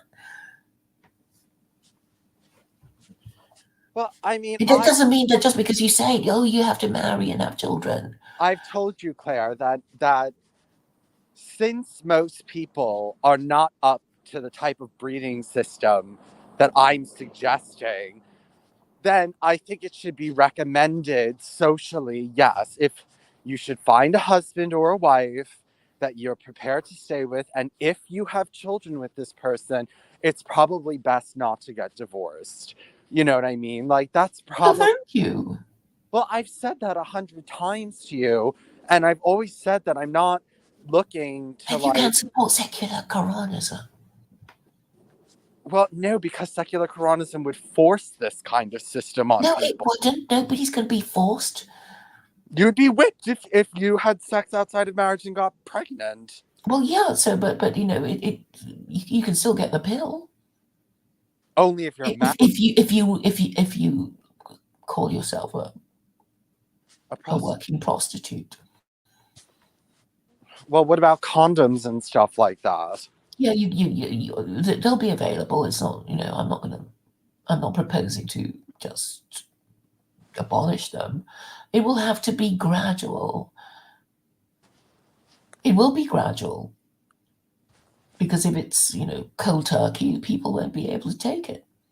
And I said, that there will be licensed brothels and red light districts, which could kind of, double this um, a way of meeting members of the opposite sex, because in the red light district there would also be, singles bars and love hotels for bring your own prostitute. You just make it available for them, and eventually the penny will drop that maybe they don't want to meet their future spouse this way anymore.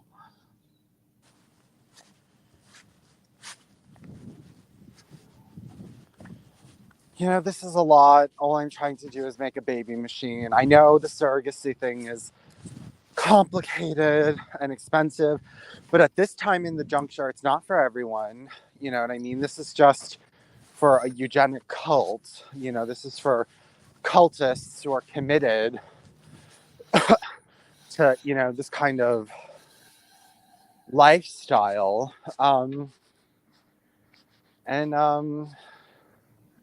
But it is hard to force people to do what they don't want to do. And I think it's a very It's white why you change the law. But You who's going reward to do people it? for doing things they don't want to do, and you punish people for doing the things they want to do. Yeah, well, who's going to do that? Who's not divorced in the government and doesn't have illegitimate children? Well, I'm not saying that they're going to be, punishing themselves. I'm saying nobody who did those things when they were still legal is going to get punished. So there's no need to, worry. Yeah, I well, mean, most we just have people to agree the principle, and I can't believe that people can't even agree the principle. You just did. You just said, well, if people who want to marry shouldn't divorce if they have children. You did just say that, didn't you? it's probably optimal not to get a divorce if you have children. Thank you for saying it twice. And So, yeah, so that's but all we have to say. So, I mean, obviously, not all of us are behaving in an optimal way, but we can agree the principle of the ideal situation. And once we do, we can move forward without forcing anyone into marriage. And it's like, I mean, marriage is an institution that people all over the world with no contact with each other arrived at. They sort of realize that the only way to bring children into the world is with its two parents, in case one of them is abusive, so at least the other parent might protect it. And to stigmatize divorce and all these marriage is a child protection. It's a child protection scheme. That's what it was. And yes, of course, some family members might be abusive and even sexually abusive, but the idea is that if you want to abuse a kid, you probably don't want to do it to your own. To your own.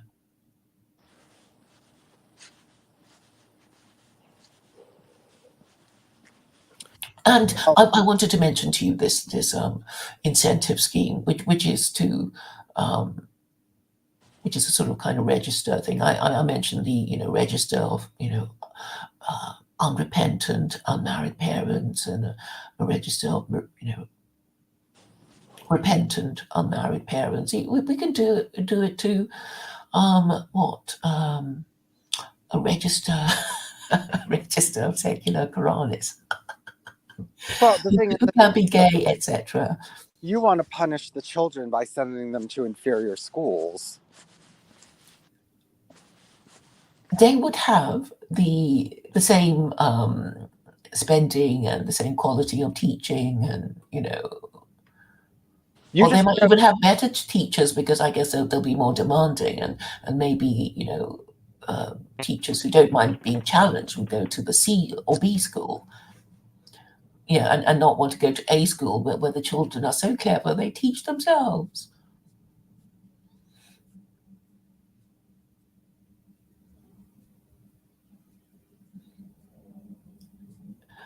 And it won't be punishment because, as you already know, most parents in the West are unmarried parents, so they're not going to, feel particularly singled out, and they'll just sort of, I'm a B person. It's like, yeah, everybody's a kind of B person because it's sort of average, isn't it?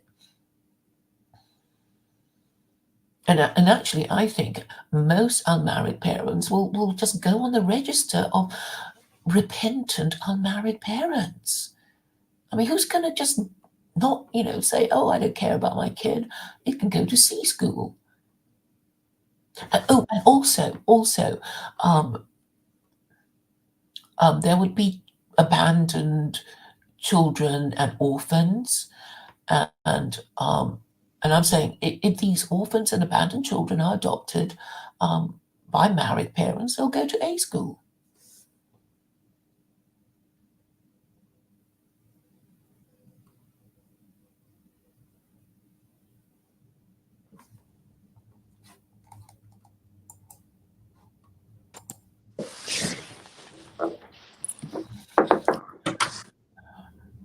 What do you think? I said, did you hear what I said about abandoned children and orphans, if adopted by married parents, will go to A school? yes, well, I think they should all go to A school. Can you give me 1 second? Hmm.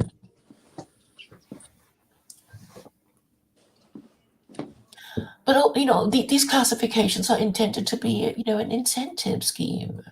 It doesn't cost you anything to say, you want to be put on the register of repentant unmarried parents, and they won't feel isolated and alone. They'll be, in not good company, I suppose. They will, they will have company, is what I'm trying to say.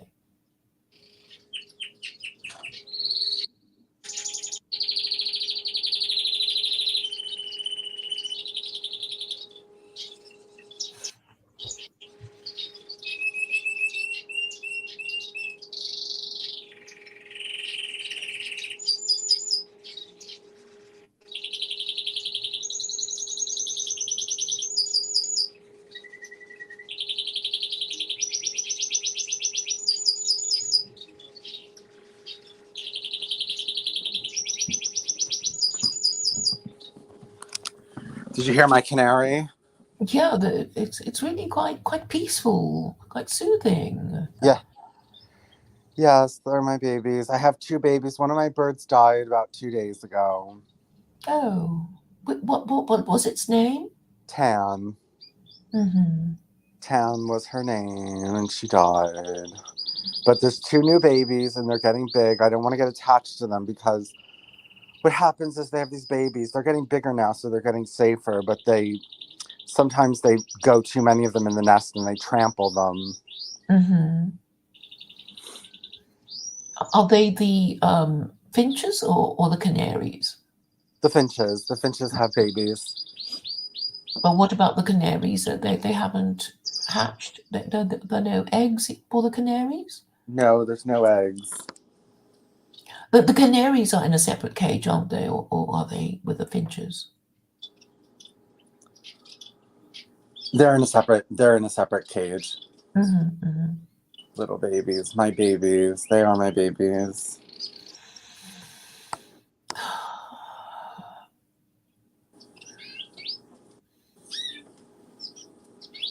They are my babies. Did you watch that interview with Candace Owens and Rabbi Barclay? Yes, he was so annoying. You kind of wanted to strangle him. Why? Well, I did anyway.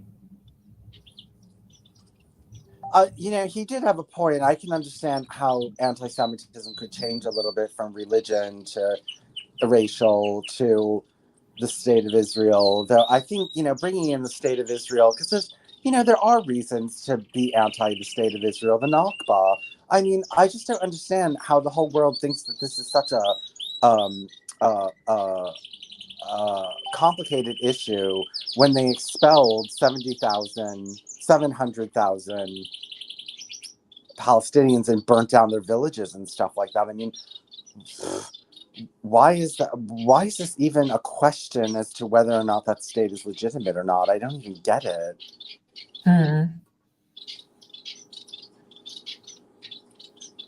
Yeah, and to sort of mock them for people caring and saying you're an anti-Semite, but I mean that's the whole point of the propaganda, I suppose. Why would you care? It's like, oh, but Muslims would care because they're co-religionists, and I guess they're getting really concerned that non-Muslims also care, and they see that as a manifestation of anti-Semitism. But I found that Barclay so annoying, and he went at her for nearly 2 hours. It was 1 hour and 46 minutes, right? Something like that. Yeah, no, it was horrible. It was, but I mean, yeah, I mean, he kind of just. Well, I thought he was causing anti-Semitism just by the way he was carrying on. It's like, if I were Jewish, it's like, shut up, she just. But I think it's almost deliberate, because these kind of establishment rabbis are sent around to, give the government message that it's not allowed, and also they would be inciting anti-Semitism by going around telling people, by telling Gentiles they can't hate Jews. I mean, it would be just so annoying. I mean, imagine if I just kept asking you if you hate me because I'm whatever. And if you said no, I'd keep carrying on about it and being really annoying and keep asking you the same question until eventually you break and say you do hate me after all. And this seems to be what the Jews are doing. It's like, no, I don't hate you. Oh, come on, really, you do, don't you? Because when you used this word and you said that thing, and and it seems to be kind of CIA supported. It's like they send all these dumb Jews to annoy the Gentile and incite anti-Semitism in order for the government to say, oh look, that all these anti-Semites are doing all these, let's shut them down by taking away TikTok or closing down their accounts to incite more anti-Semitism. I think that's almost a deliberate plan to create divisions, to give an excuse to have more censorship.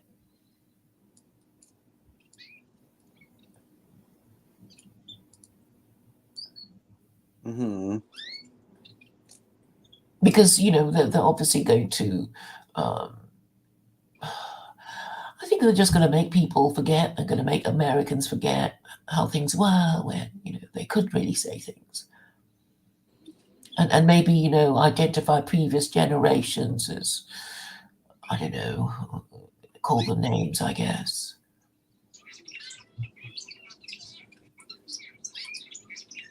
Yeah. Call them thought criminals and slavers and white supremacists or whatever. It is to change. I mean, these people changing people's beliefs is intended to make them behave in a certain way. And this brings us neatly to the question of religion again, because it's only, I mean, you can really only fight back against them by saying, by asking them, like, what is this weird system with the values you want us to believe in? What is the name of this political ideology? It's not liberalism, is it? Is it? What's not liberalism? What they're doing now? Is it liberalism? Well, it wasn't. I mean, it's not liberalism as previous generations would understand it. So it hasn't even got a name. That's my other point, about official moral systems. You need to have a name for your thing. So in India, they'll say it's Hinduism. In, Iran, they'll say it's Islam. But, I mean, what is it? What is the moral system of the West? I mean, it can't be wokeism. It's just a stupid name. Is it intersectionality? Is it intersectional feminism? I think we can just demand that they name this thing that they want us to believe in before they forbid us from even asking the question. I think that's the important thing to do. Because I think eventually they'll say, you can't even ask. How dare you ask? How dare you question the divinity of Jesus? You're guilty of heresy. We'll have to burn you at the stake.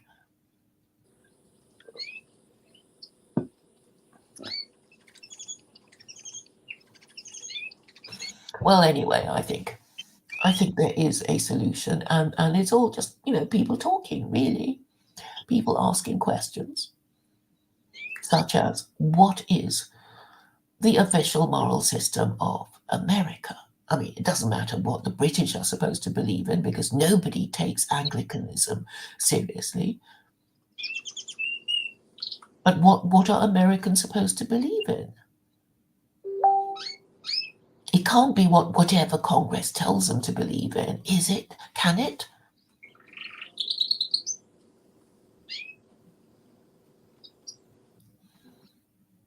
So I think, I guess if I had a keyboard army, I would get people to be, posting these questions. Like, what is the official moral system of America? Well, it would be the Constitution. No, the Constitution is not. There are, okay, you were doing all this research on cults. And there's always a kind of, what was it?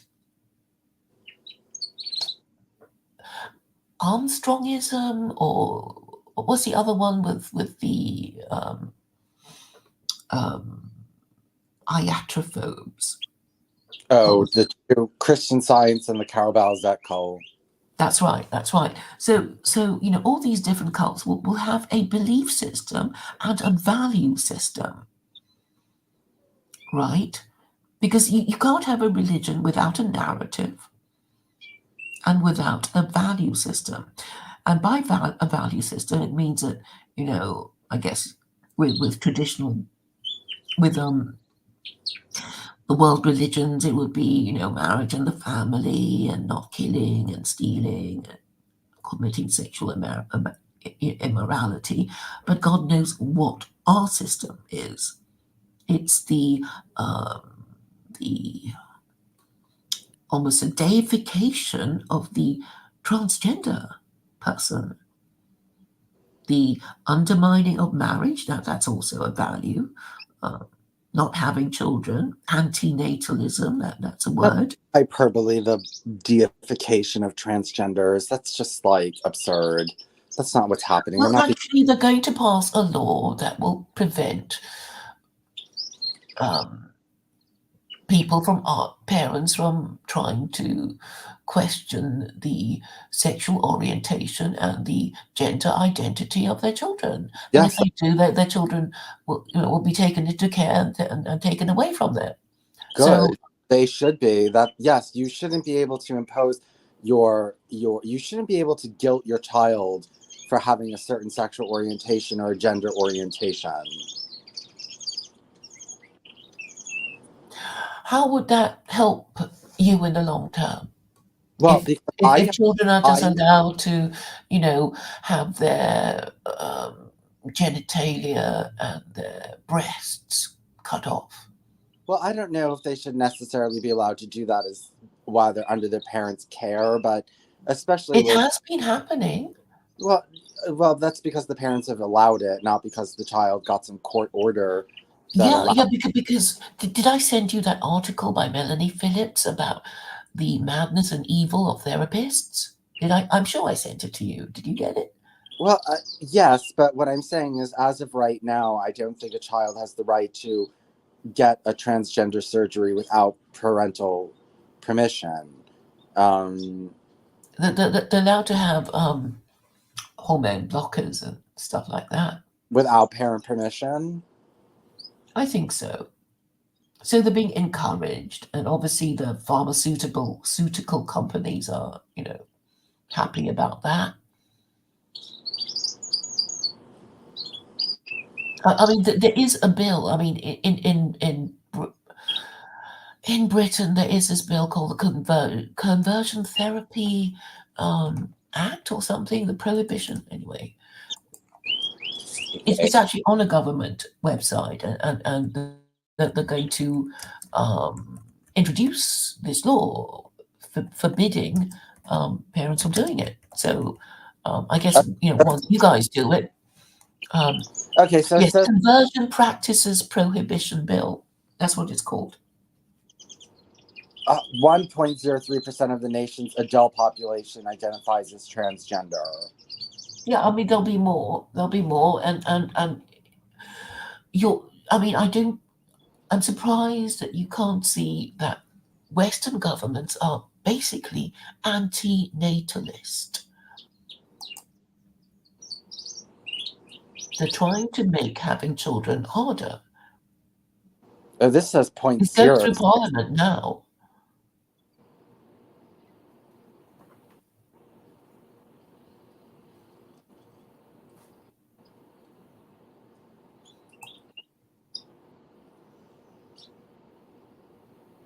This is on PolitiFact. It says that people overestimate the number of trans people that actually exist. They overestimate it.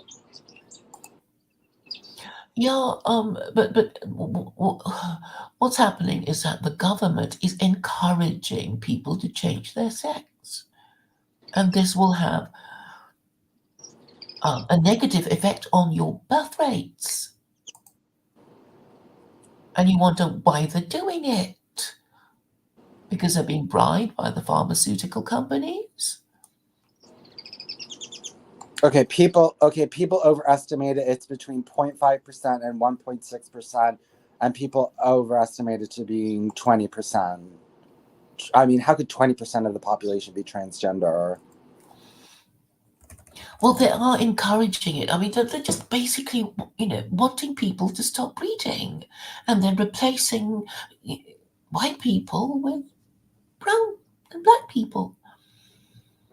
And then I guess when I mean, I don't know. I mean, maybe the West is a kind of black hole. They're going to trash the white people and suck in all the other non-white races and trash them too, and then make us all transgender and kill us all. Because that's the logic of their policy. No, I think they're just allowing people to be trans if they want to be trans, and Nobody is stopping heterosexuals from marrying each other and having children. Nobody's. Yes, but nobody is actually stopping them. But I guess people who want to afford a home uh, might find it difficult to do it, or increasingly difficult, or more difficult than their parents found it. Yeah, well, I mean, there was also a lower standard of living, and people didn't need as much back then, and the wages were higher compared to the buying power of the dollar was a lot higher, and all these different kinds of things. And now it's just with modernization, people just do not want to live hard, miserable Yes, lives I'm anymore. sure they didn't really want to do it either. You know, I know women are just horrified at the idea when, you know, Putin said, "Oh, Russians must have 8 children each. That's Russian couples must have 8." I can just imagine everybody sort of the blood leaving the faces of all, the people being told that they have to have 8 children or more. Yes, because that's a ridiculous number. Even prior to birth control, 8 was still a large number. You know what I mean? Yes, but I don't. Obviously, it's something to do with the casualties in the Ukraine war, and I guess fundamentally the purpose of religion, all these religions that we have heard of, is to cut off the marriage substitutes that creative humans can come up with to avoid having children. And maybe there is no getting around that. I mean, under your system, um, the gay male couple would have to, well, take turns to have the baby in their artificial, with artificial wombs. So one of you would have to stay home to look after the children, and when it's his kid, and then the other will, it's not going to be that effective. Ooh, in 2021, the Weizmann Institute of Science in Israel built a mechanical uterus and grew mouse embryos outside the uterus for several days. This device was also used in 2022 to nurture mouse stem cells for over a week and grow synthetic embryos from stem cells. Actually, I'm Were looking. there They actually, any fetuses? well, I think, they always abort them. There was another one. They were growing a lamb in a plastic bag, and they aborted it. They make them abort them. They don't let them come to term. Yeah, I believe that Molly, there was a sheep called Molly. I think she was a clone, and but they let her grow. Molly the sheep. Let me find it, and I think she had some kind of degenerative disease,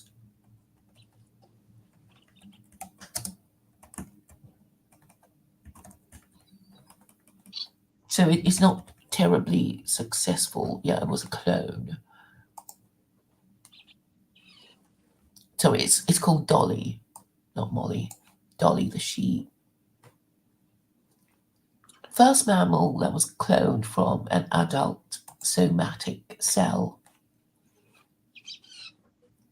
using the process of nuclear transfer from a cell taken from a mammary gland. Ooh, MIT has everything you need to know about artificial wombs. Let's see about this. Oh, she even had offspring.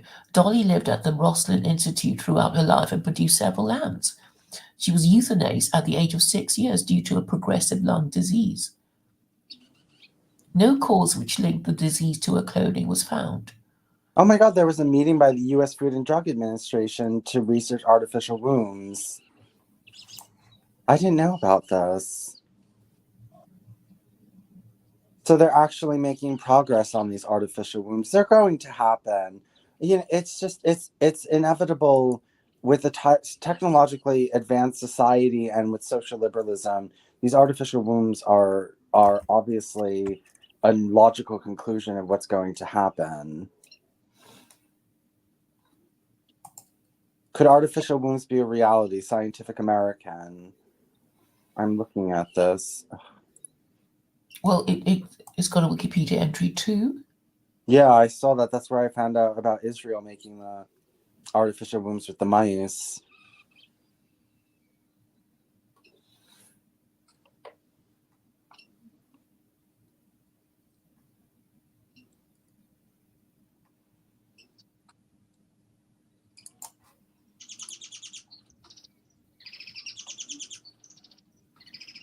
Yeah, I think this is it. I think this is like just build the fucking artificial wombs.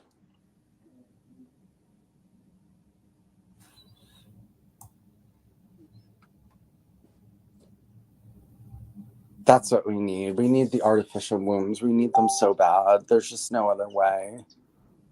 And if all the scientists on Earth put all their energy in this, we could do it really fast. And they could easily be destroyed when if men ever get their act together.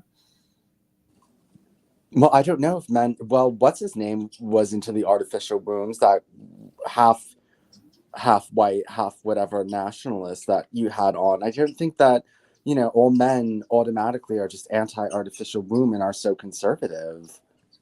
Well, these are men who can't anticipate the future. Well, maybe Because they. I guess they think, oh, I don't want a woman, but I want a kid. So they think, oh, I'll just you know, have a kid using an artificial womb. But it's well, parenting isn't just the birthing of the offspring. You have to look after it, and you won't want to look after it on your own. So you do need somebody else who is committed. Ideally, it's not going to be some step mother or stepfather to your kid. You want the other parent of your child to be looking after it, and only then would you feel, well, I'm reasonably satisfied that somebody that really cares for it is looking after it. I mean that was the whole point of the whole process. I think that it's just this is a system that has made people unhappy and hasn't worked and hasn't had a Well, huge. okay, but you're saying your system will make people happier, and I'm saying it will just lead to, well, even more catastrophic uh, demographics for white people. No, if we have artificial wombs, we could increase our Well, birth. in theory, but nobody will look after them No, because, yes, they will. Why would you have a child not? If you're going to yeah, get. because a lot of people say, "Oh, I'd like a cat or a dog or whatever," and then it gets big and it gets expensive, and you just abandon it. No, most people don't abandon their And pets. they do abandon their Not pets. most. Most people don't abandon their pets. I guess you're just going to recklessly go ahead and then deal with the problem when it happens. And oh, but you won't even be around. But I'm saying these problems are easily anticipated. That people who do not have a biological investment in a child of their current partner are not going to particularly want to look after the kid of the partner that they're no longer living with. Well, I I mean, know, there's I know plenty. you're going to make divorce easy because you hate the institution of marriage. So there'll be even more, um, single parent households.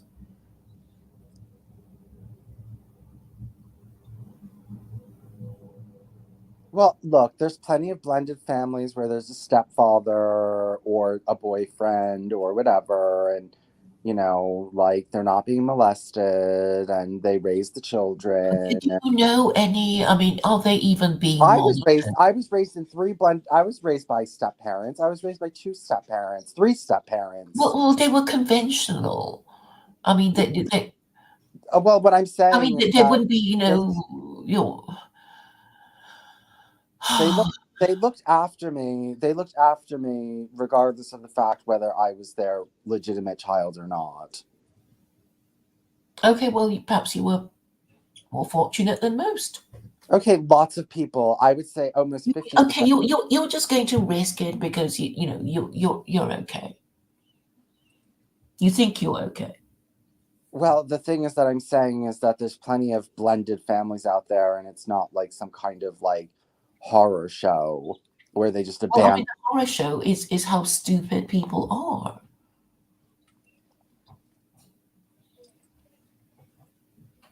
I mean, is it maybe there's a sitcom about these blended families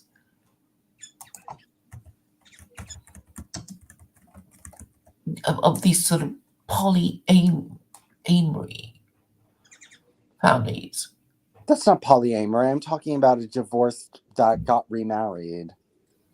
Okay, I thought blended family was a new thing. No, blended family usually just means like a family where it's step and half and With stepchildren and stepparents. yes. Okay. Well, I think it's a problem for parents to discipline a child that is not their own because the other parent will go, "Oh, how dare you tell my kid off," and stuff like that. The whole thing is fucking horrible. I mean, at this point, I'm just like just waylaced to the human race. If it can't, if it just has to live this horrible kind of existence, no matter what it's doing, then just who the fuck cares about it? Like, it's very hard to have love for them because they just can't like really get their act together. Well, because the government doesn't help them because it doesn't support marriage. That is the problem, and now we know why governments used to, because otherwise people will just do their own thing. But I'm saying it can easily be corrected as long as there is political will, and I think you would be in a great position to correct it if only you would just concede. Well, actually, you have. You said twice that it would be best for married parents to stay married to look after their kid.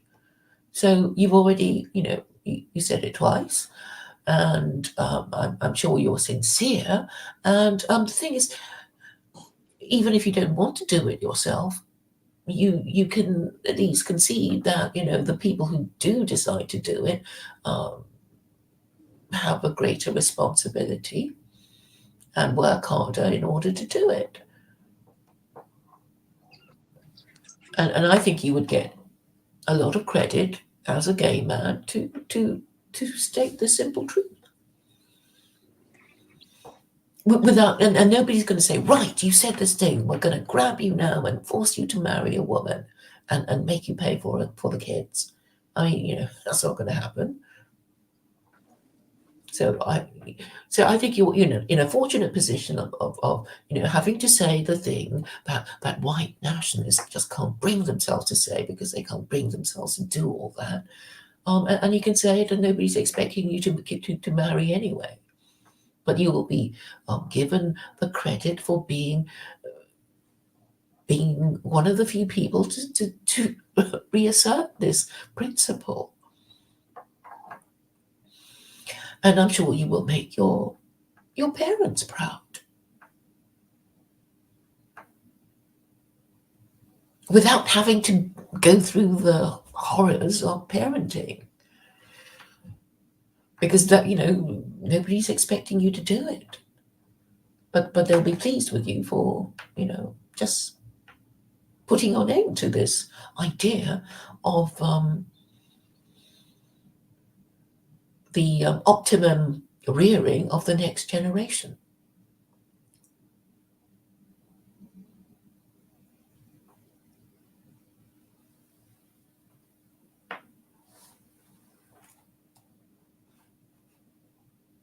As, oh.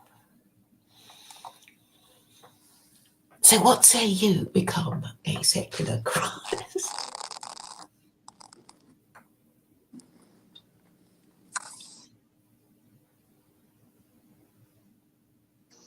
Hello? Yes, yes, I heard you. Hello? Uh, yes, can you hear me? I can hear you. Well, no, like you said, yes, the point is that, like you said, the horrors, it's just that this is what I'm trying to change. I don't, yes, my parents, was it very hard for them to raise me? Yes. Did they enjoy it? No, they didn't.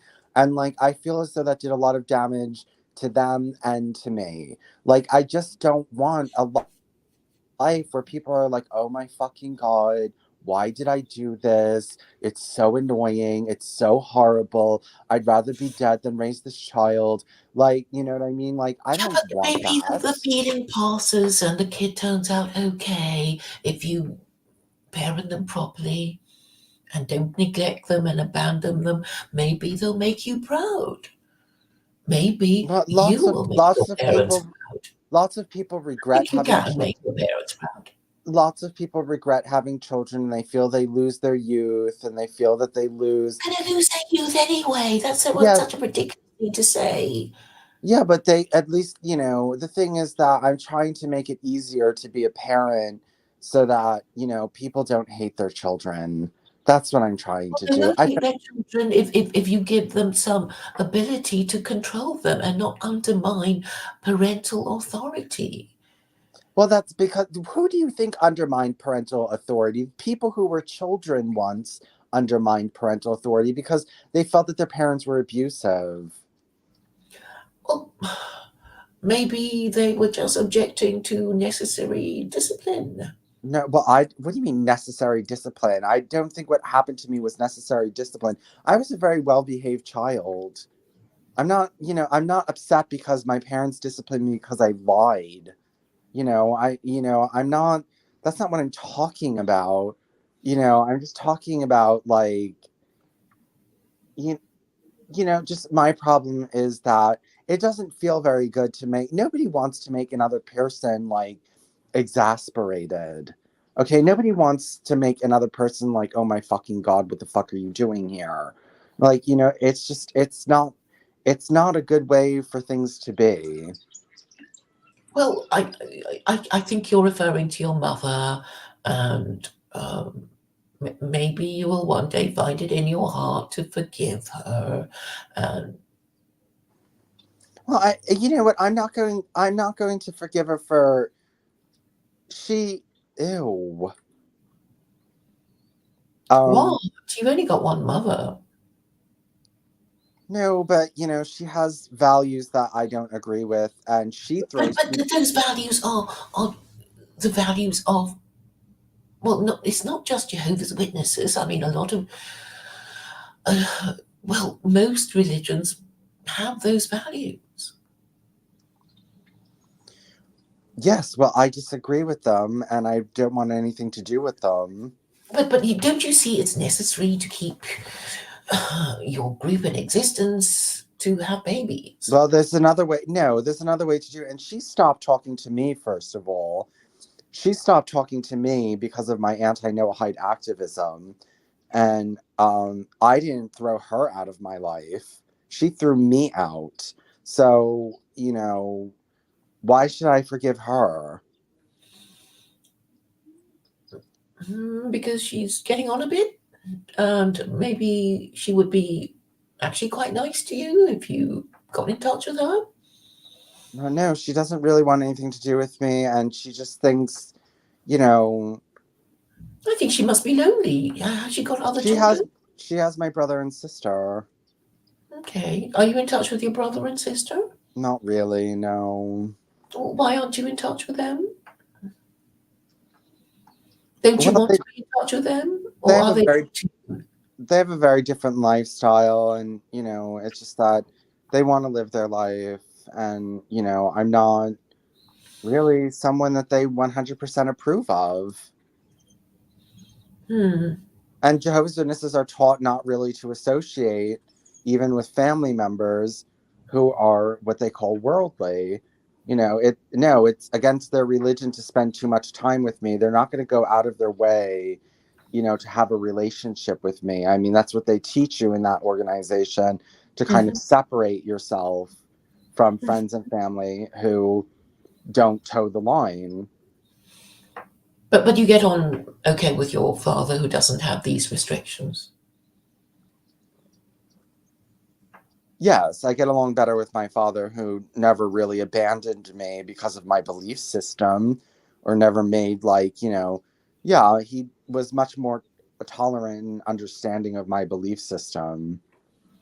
Well, that's great. I mean, as long as you've got a family member that you can talk to. I mean, it would be terrible if you weren't speaking to any of them. Yeah, well, but I mean, it says something that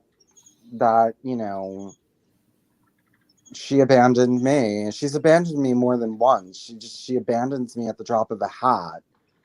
She Is just she mean to you when you speak to her? I mean, when you were speaking, I guess the no hide laws is kind of non-negotiable. I guess. I mean, if you're Christian, I mean, which one do you want to? I mean, it's like the Ten Commandments, but sort of even more basic, right? yeah, so she's not going to understand, and she's going to take the side of the Jews. And she's just going to say, she said, well, you choose to be an idolatrous, blasphemous, homosexual. I should have told her, you choose to be a fucking Jehovah's Witness, and you cry when they throw you in fucking jail or even say one little thing against you. I mean, if there was a media article or there are media articles against Jehovah's Witnesses and their practices, and they fly the fuck off the handle and cry victim, victim, victim. But then with me, it's not victim, victim, victim. It's like, you're just being anti-Semitic. But it obviously gives her comfort to be a Jehovah's Witness, doesn't it? Well, yeah, but what kind of person would gain comfort from that? Or Jehovah's Witnesses, people who believe in the belief system they're supposed to believe in. I don't know why you find that so abnormal. Obviously, she thinks God is greater than Vincent. It's her So values. We just don't have the same values, and I just don't like that. She told me to stop spreading this information, and please, all the Jehovah's Witnesses do is spread information about how they're fucking persecuted, and even when they're just anything, any little slight against them is considered like Armageddon. But anything that happens to anyone else, first of all, they don't give a shit about what happens to anyone else. Jehovah's Witnesses don't go out and protest any kind of human rights violations. They don't try to intervene in any kind of human rights violations except for their own. They care about themselves and nobody else. mhm. Well, I guess that kind of makes sense. So, um, so she was telling you not to campaign against the no hide laws. Yeah, How does your father feel about you campaigning against the no hide laws? he understands it more. He understands it and discusses it with me.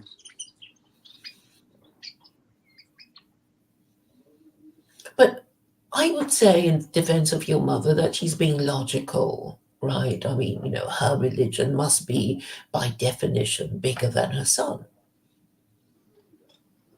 That doesn't mean she needs to tell me to stop spreading the word about what these Noahide laws are all about. Like, you don't have to try to intervene in someone else's activism just because I don't know whatever your fucking problem is. And let me tell you, as soon as if any Jew came out and said, "Oh, Jehovah's Witnesses aren't Noahides," and under a Noahide order, they just we wouldn't allow them to exist, she would flip the fuck out. But you know, it's when it's only when they're targeted. They don't care when anyone else is targeted. But I guess the no hide laws are meant to be uncontroversial. Well, they obviously are controversial since so many Christians find them to be controversial. Yeah, so I guess it's only to be expected that people would argue about it, and it's just not working out for Christians because of their idolatry. And I mean, it would be great if this point were understood. Oh, did you watch the Arvol video that I mentioned to you? No, I was going to watch that. I want to watch that. I want to interview him and learn more about him. And he has that returntotheland.org where they're making some kind of homestead for white people in the Ozarks. I mean, the way he was talking about religion was, I thought, a bit naive. Did you listen to my conversation with him? Or No, I not? didn't. Okay. Well, I guess if you listen to them, both together, it would kind of make more sense. But I mean, I get the impression he's just saying, oh, it doesn't matter if we don't completely agree. I'm not really even properly Catholic, even though I'm supposed to believe in the Trinity. It's a bit, too much. Then he said, oh, and Hinduism is, basically he's just sort of kind of picked up the bits he liked about Christianity and thinks this is enough. And he's okay. Vincent's gone again.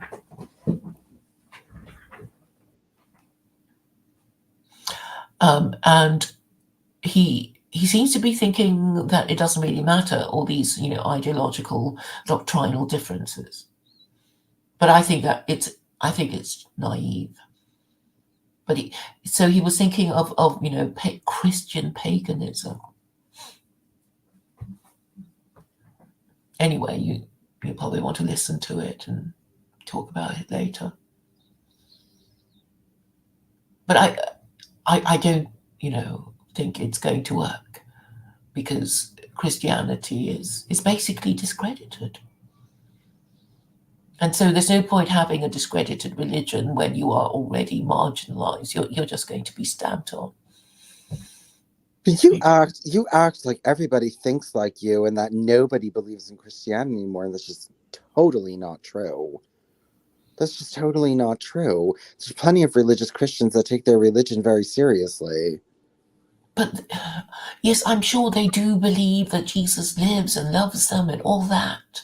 But I'm saying that fundamentally it is idolatry, and it is very easily debunked by Jews and Muslims, who will have, when they do decide to debunk it, will be able to easily debunk it. So it doesn't matter if they sincerely believe in it or not. It's not going to work. It's not going to serve their purposes.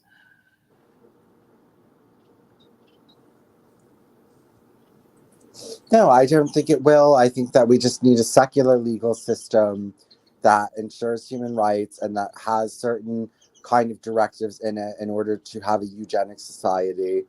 And that's that. Anyway, Claire, we've been going for 2.5 hours. Yes. I'm starting to get tired. So I'll talk to you tomorrow. All righty. All right. Thank Bye. you. Bye.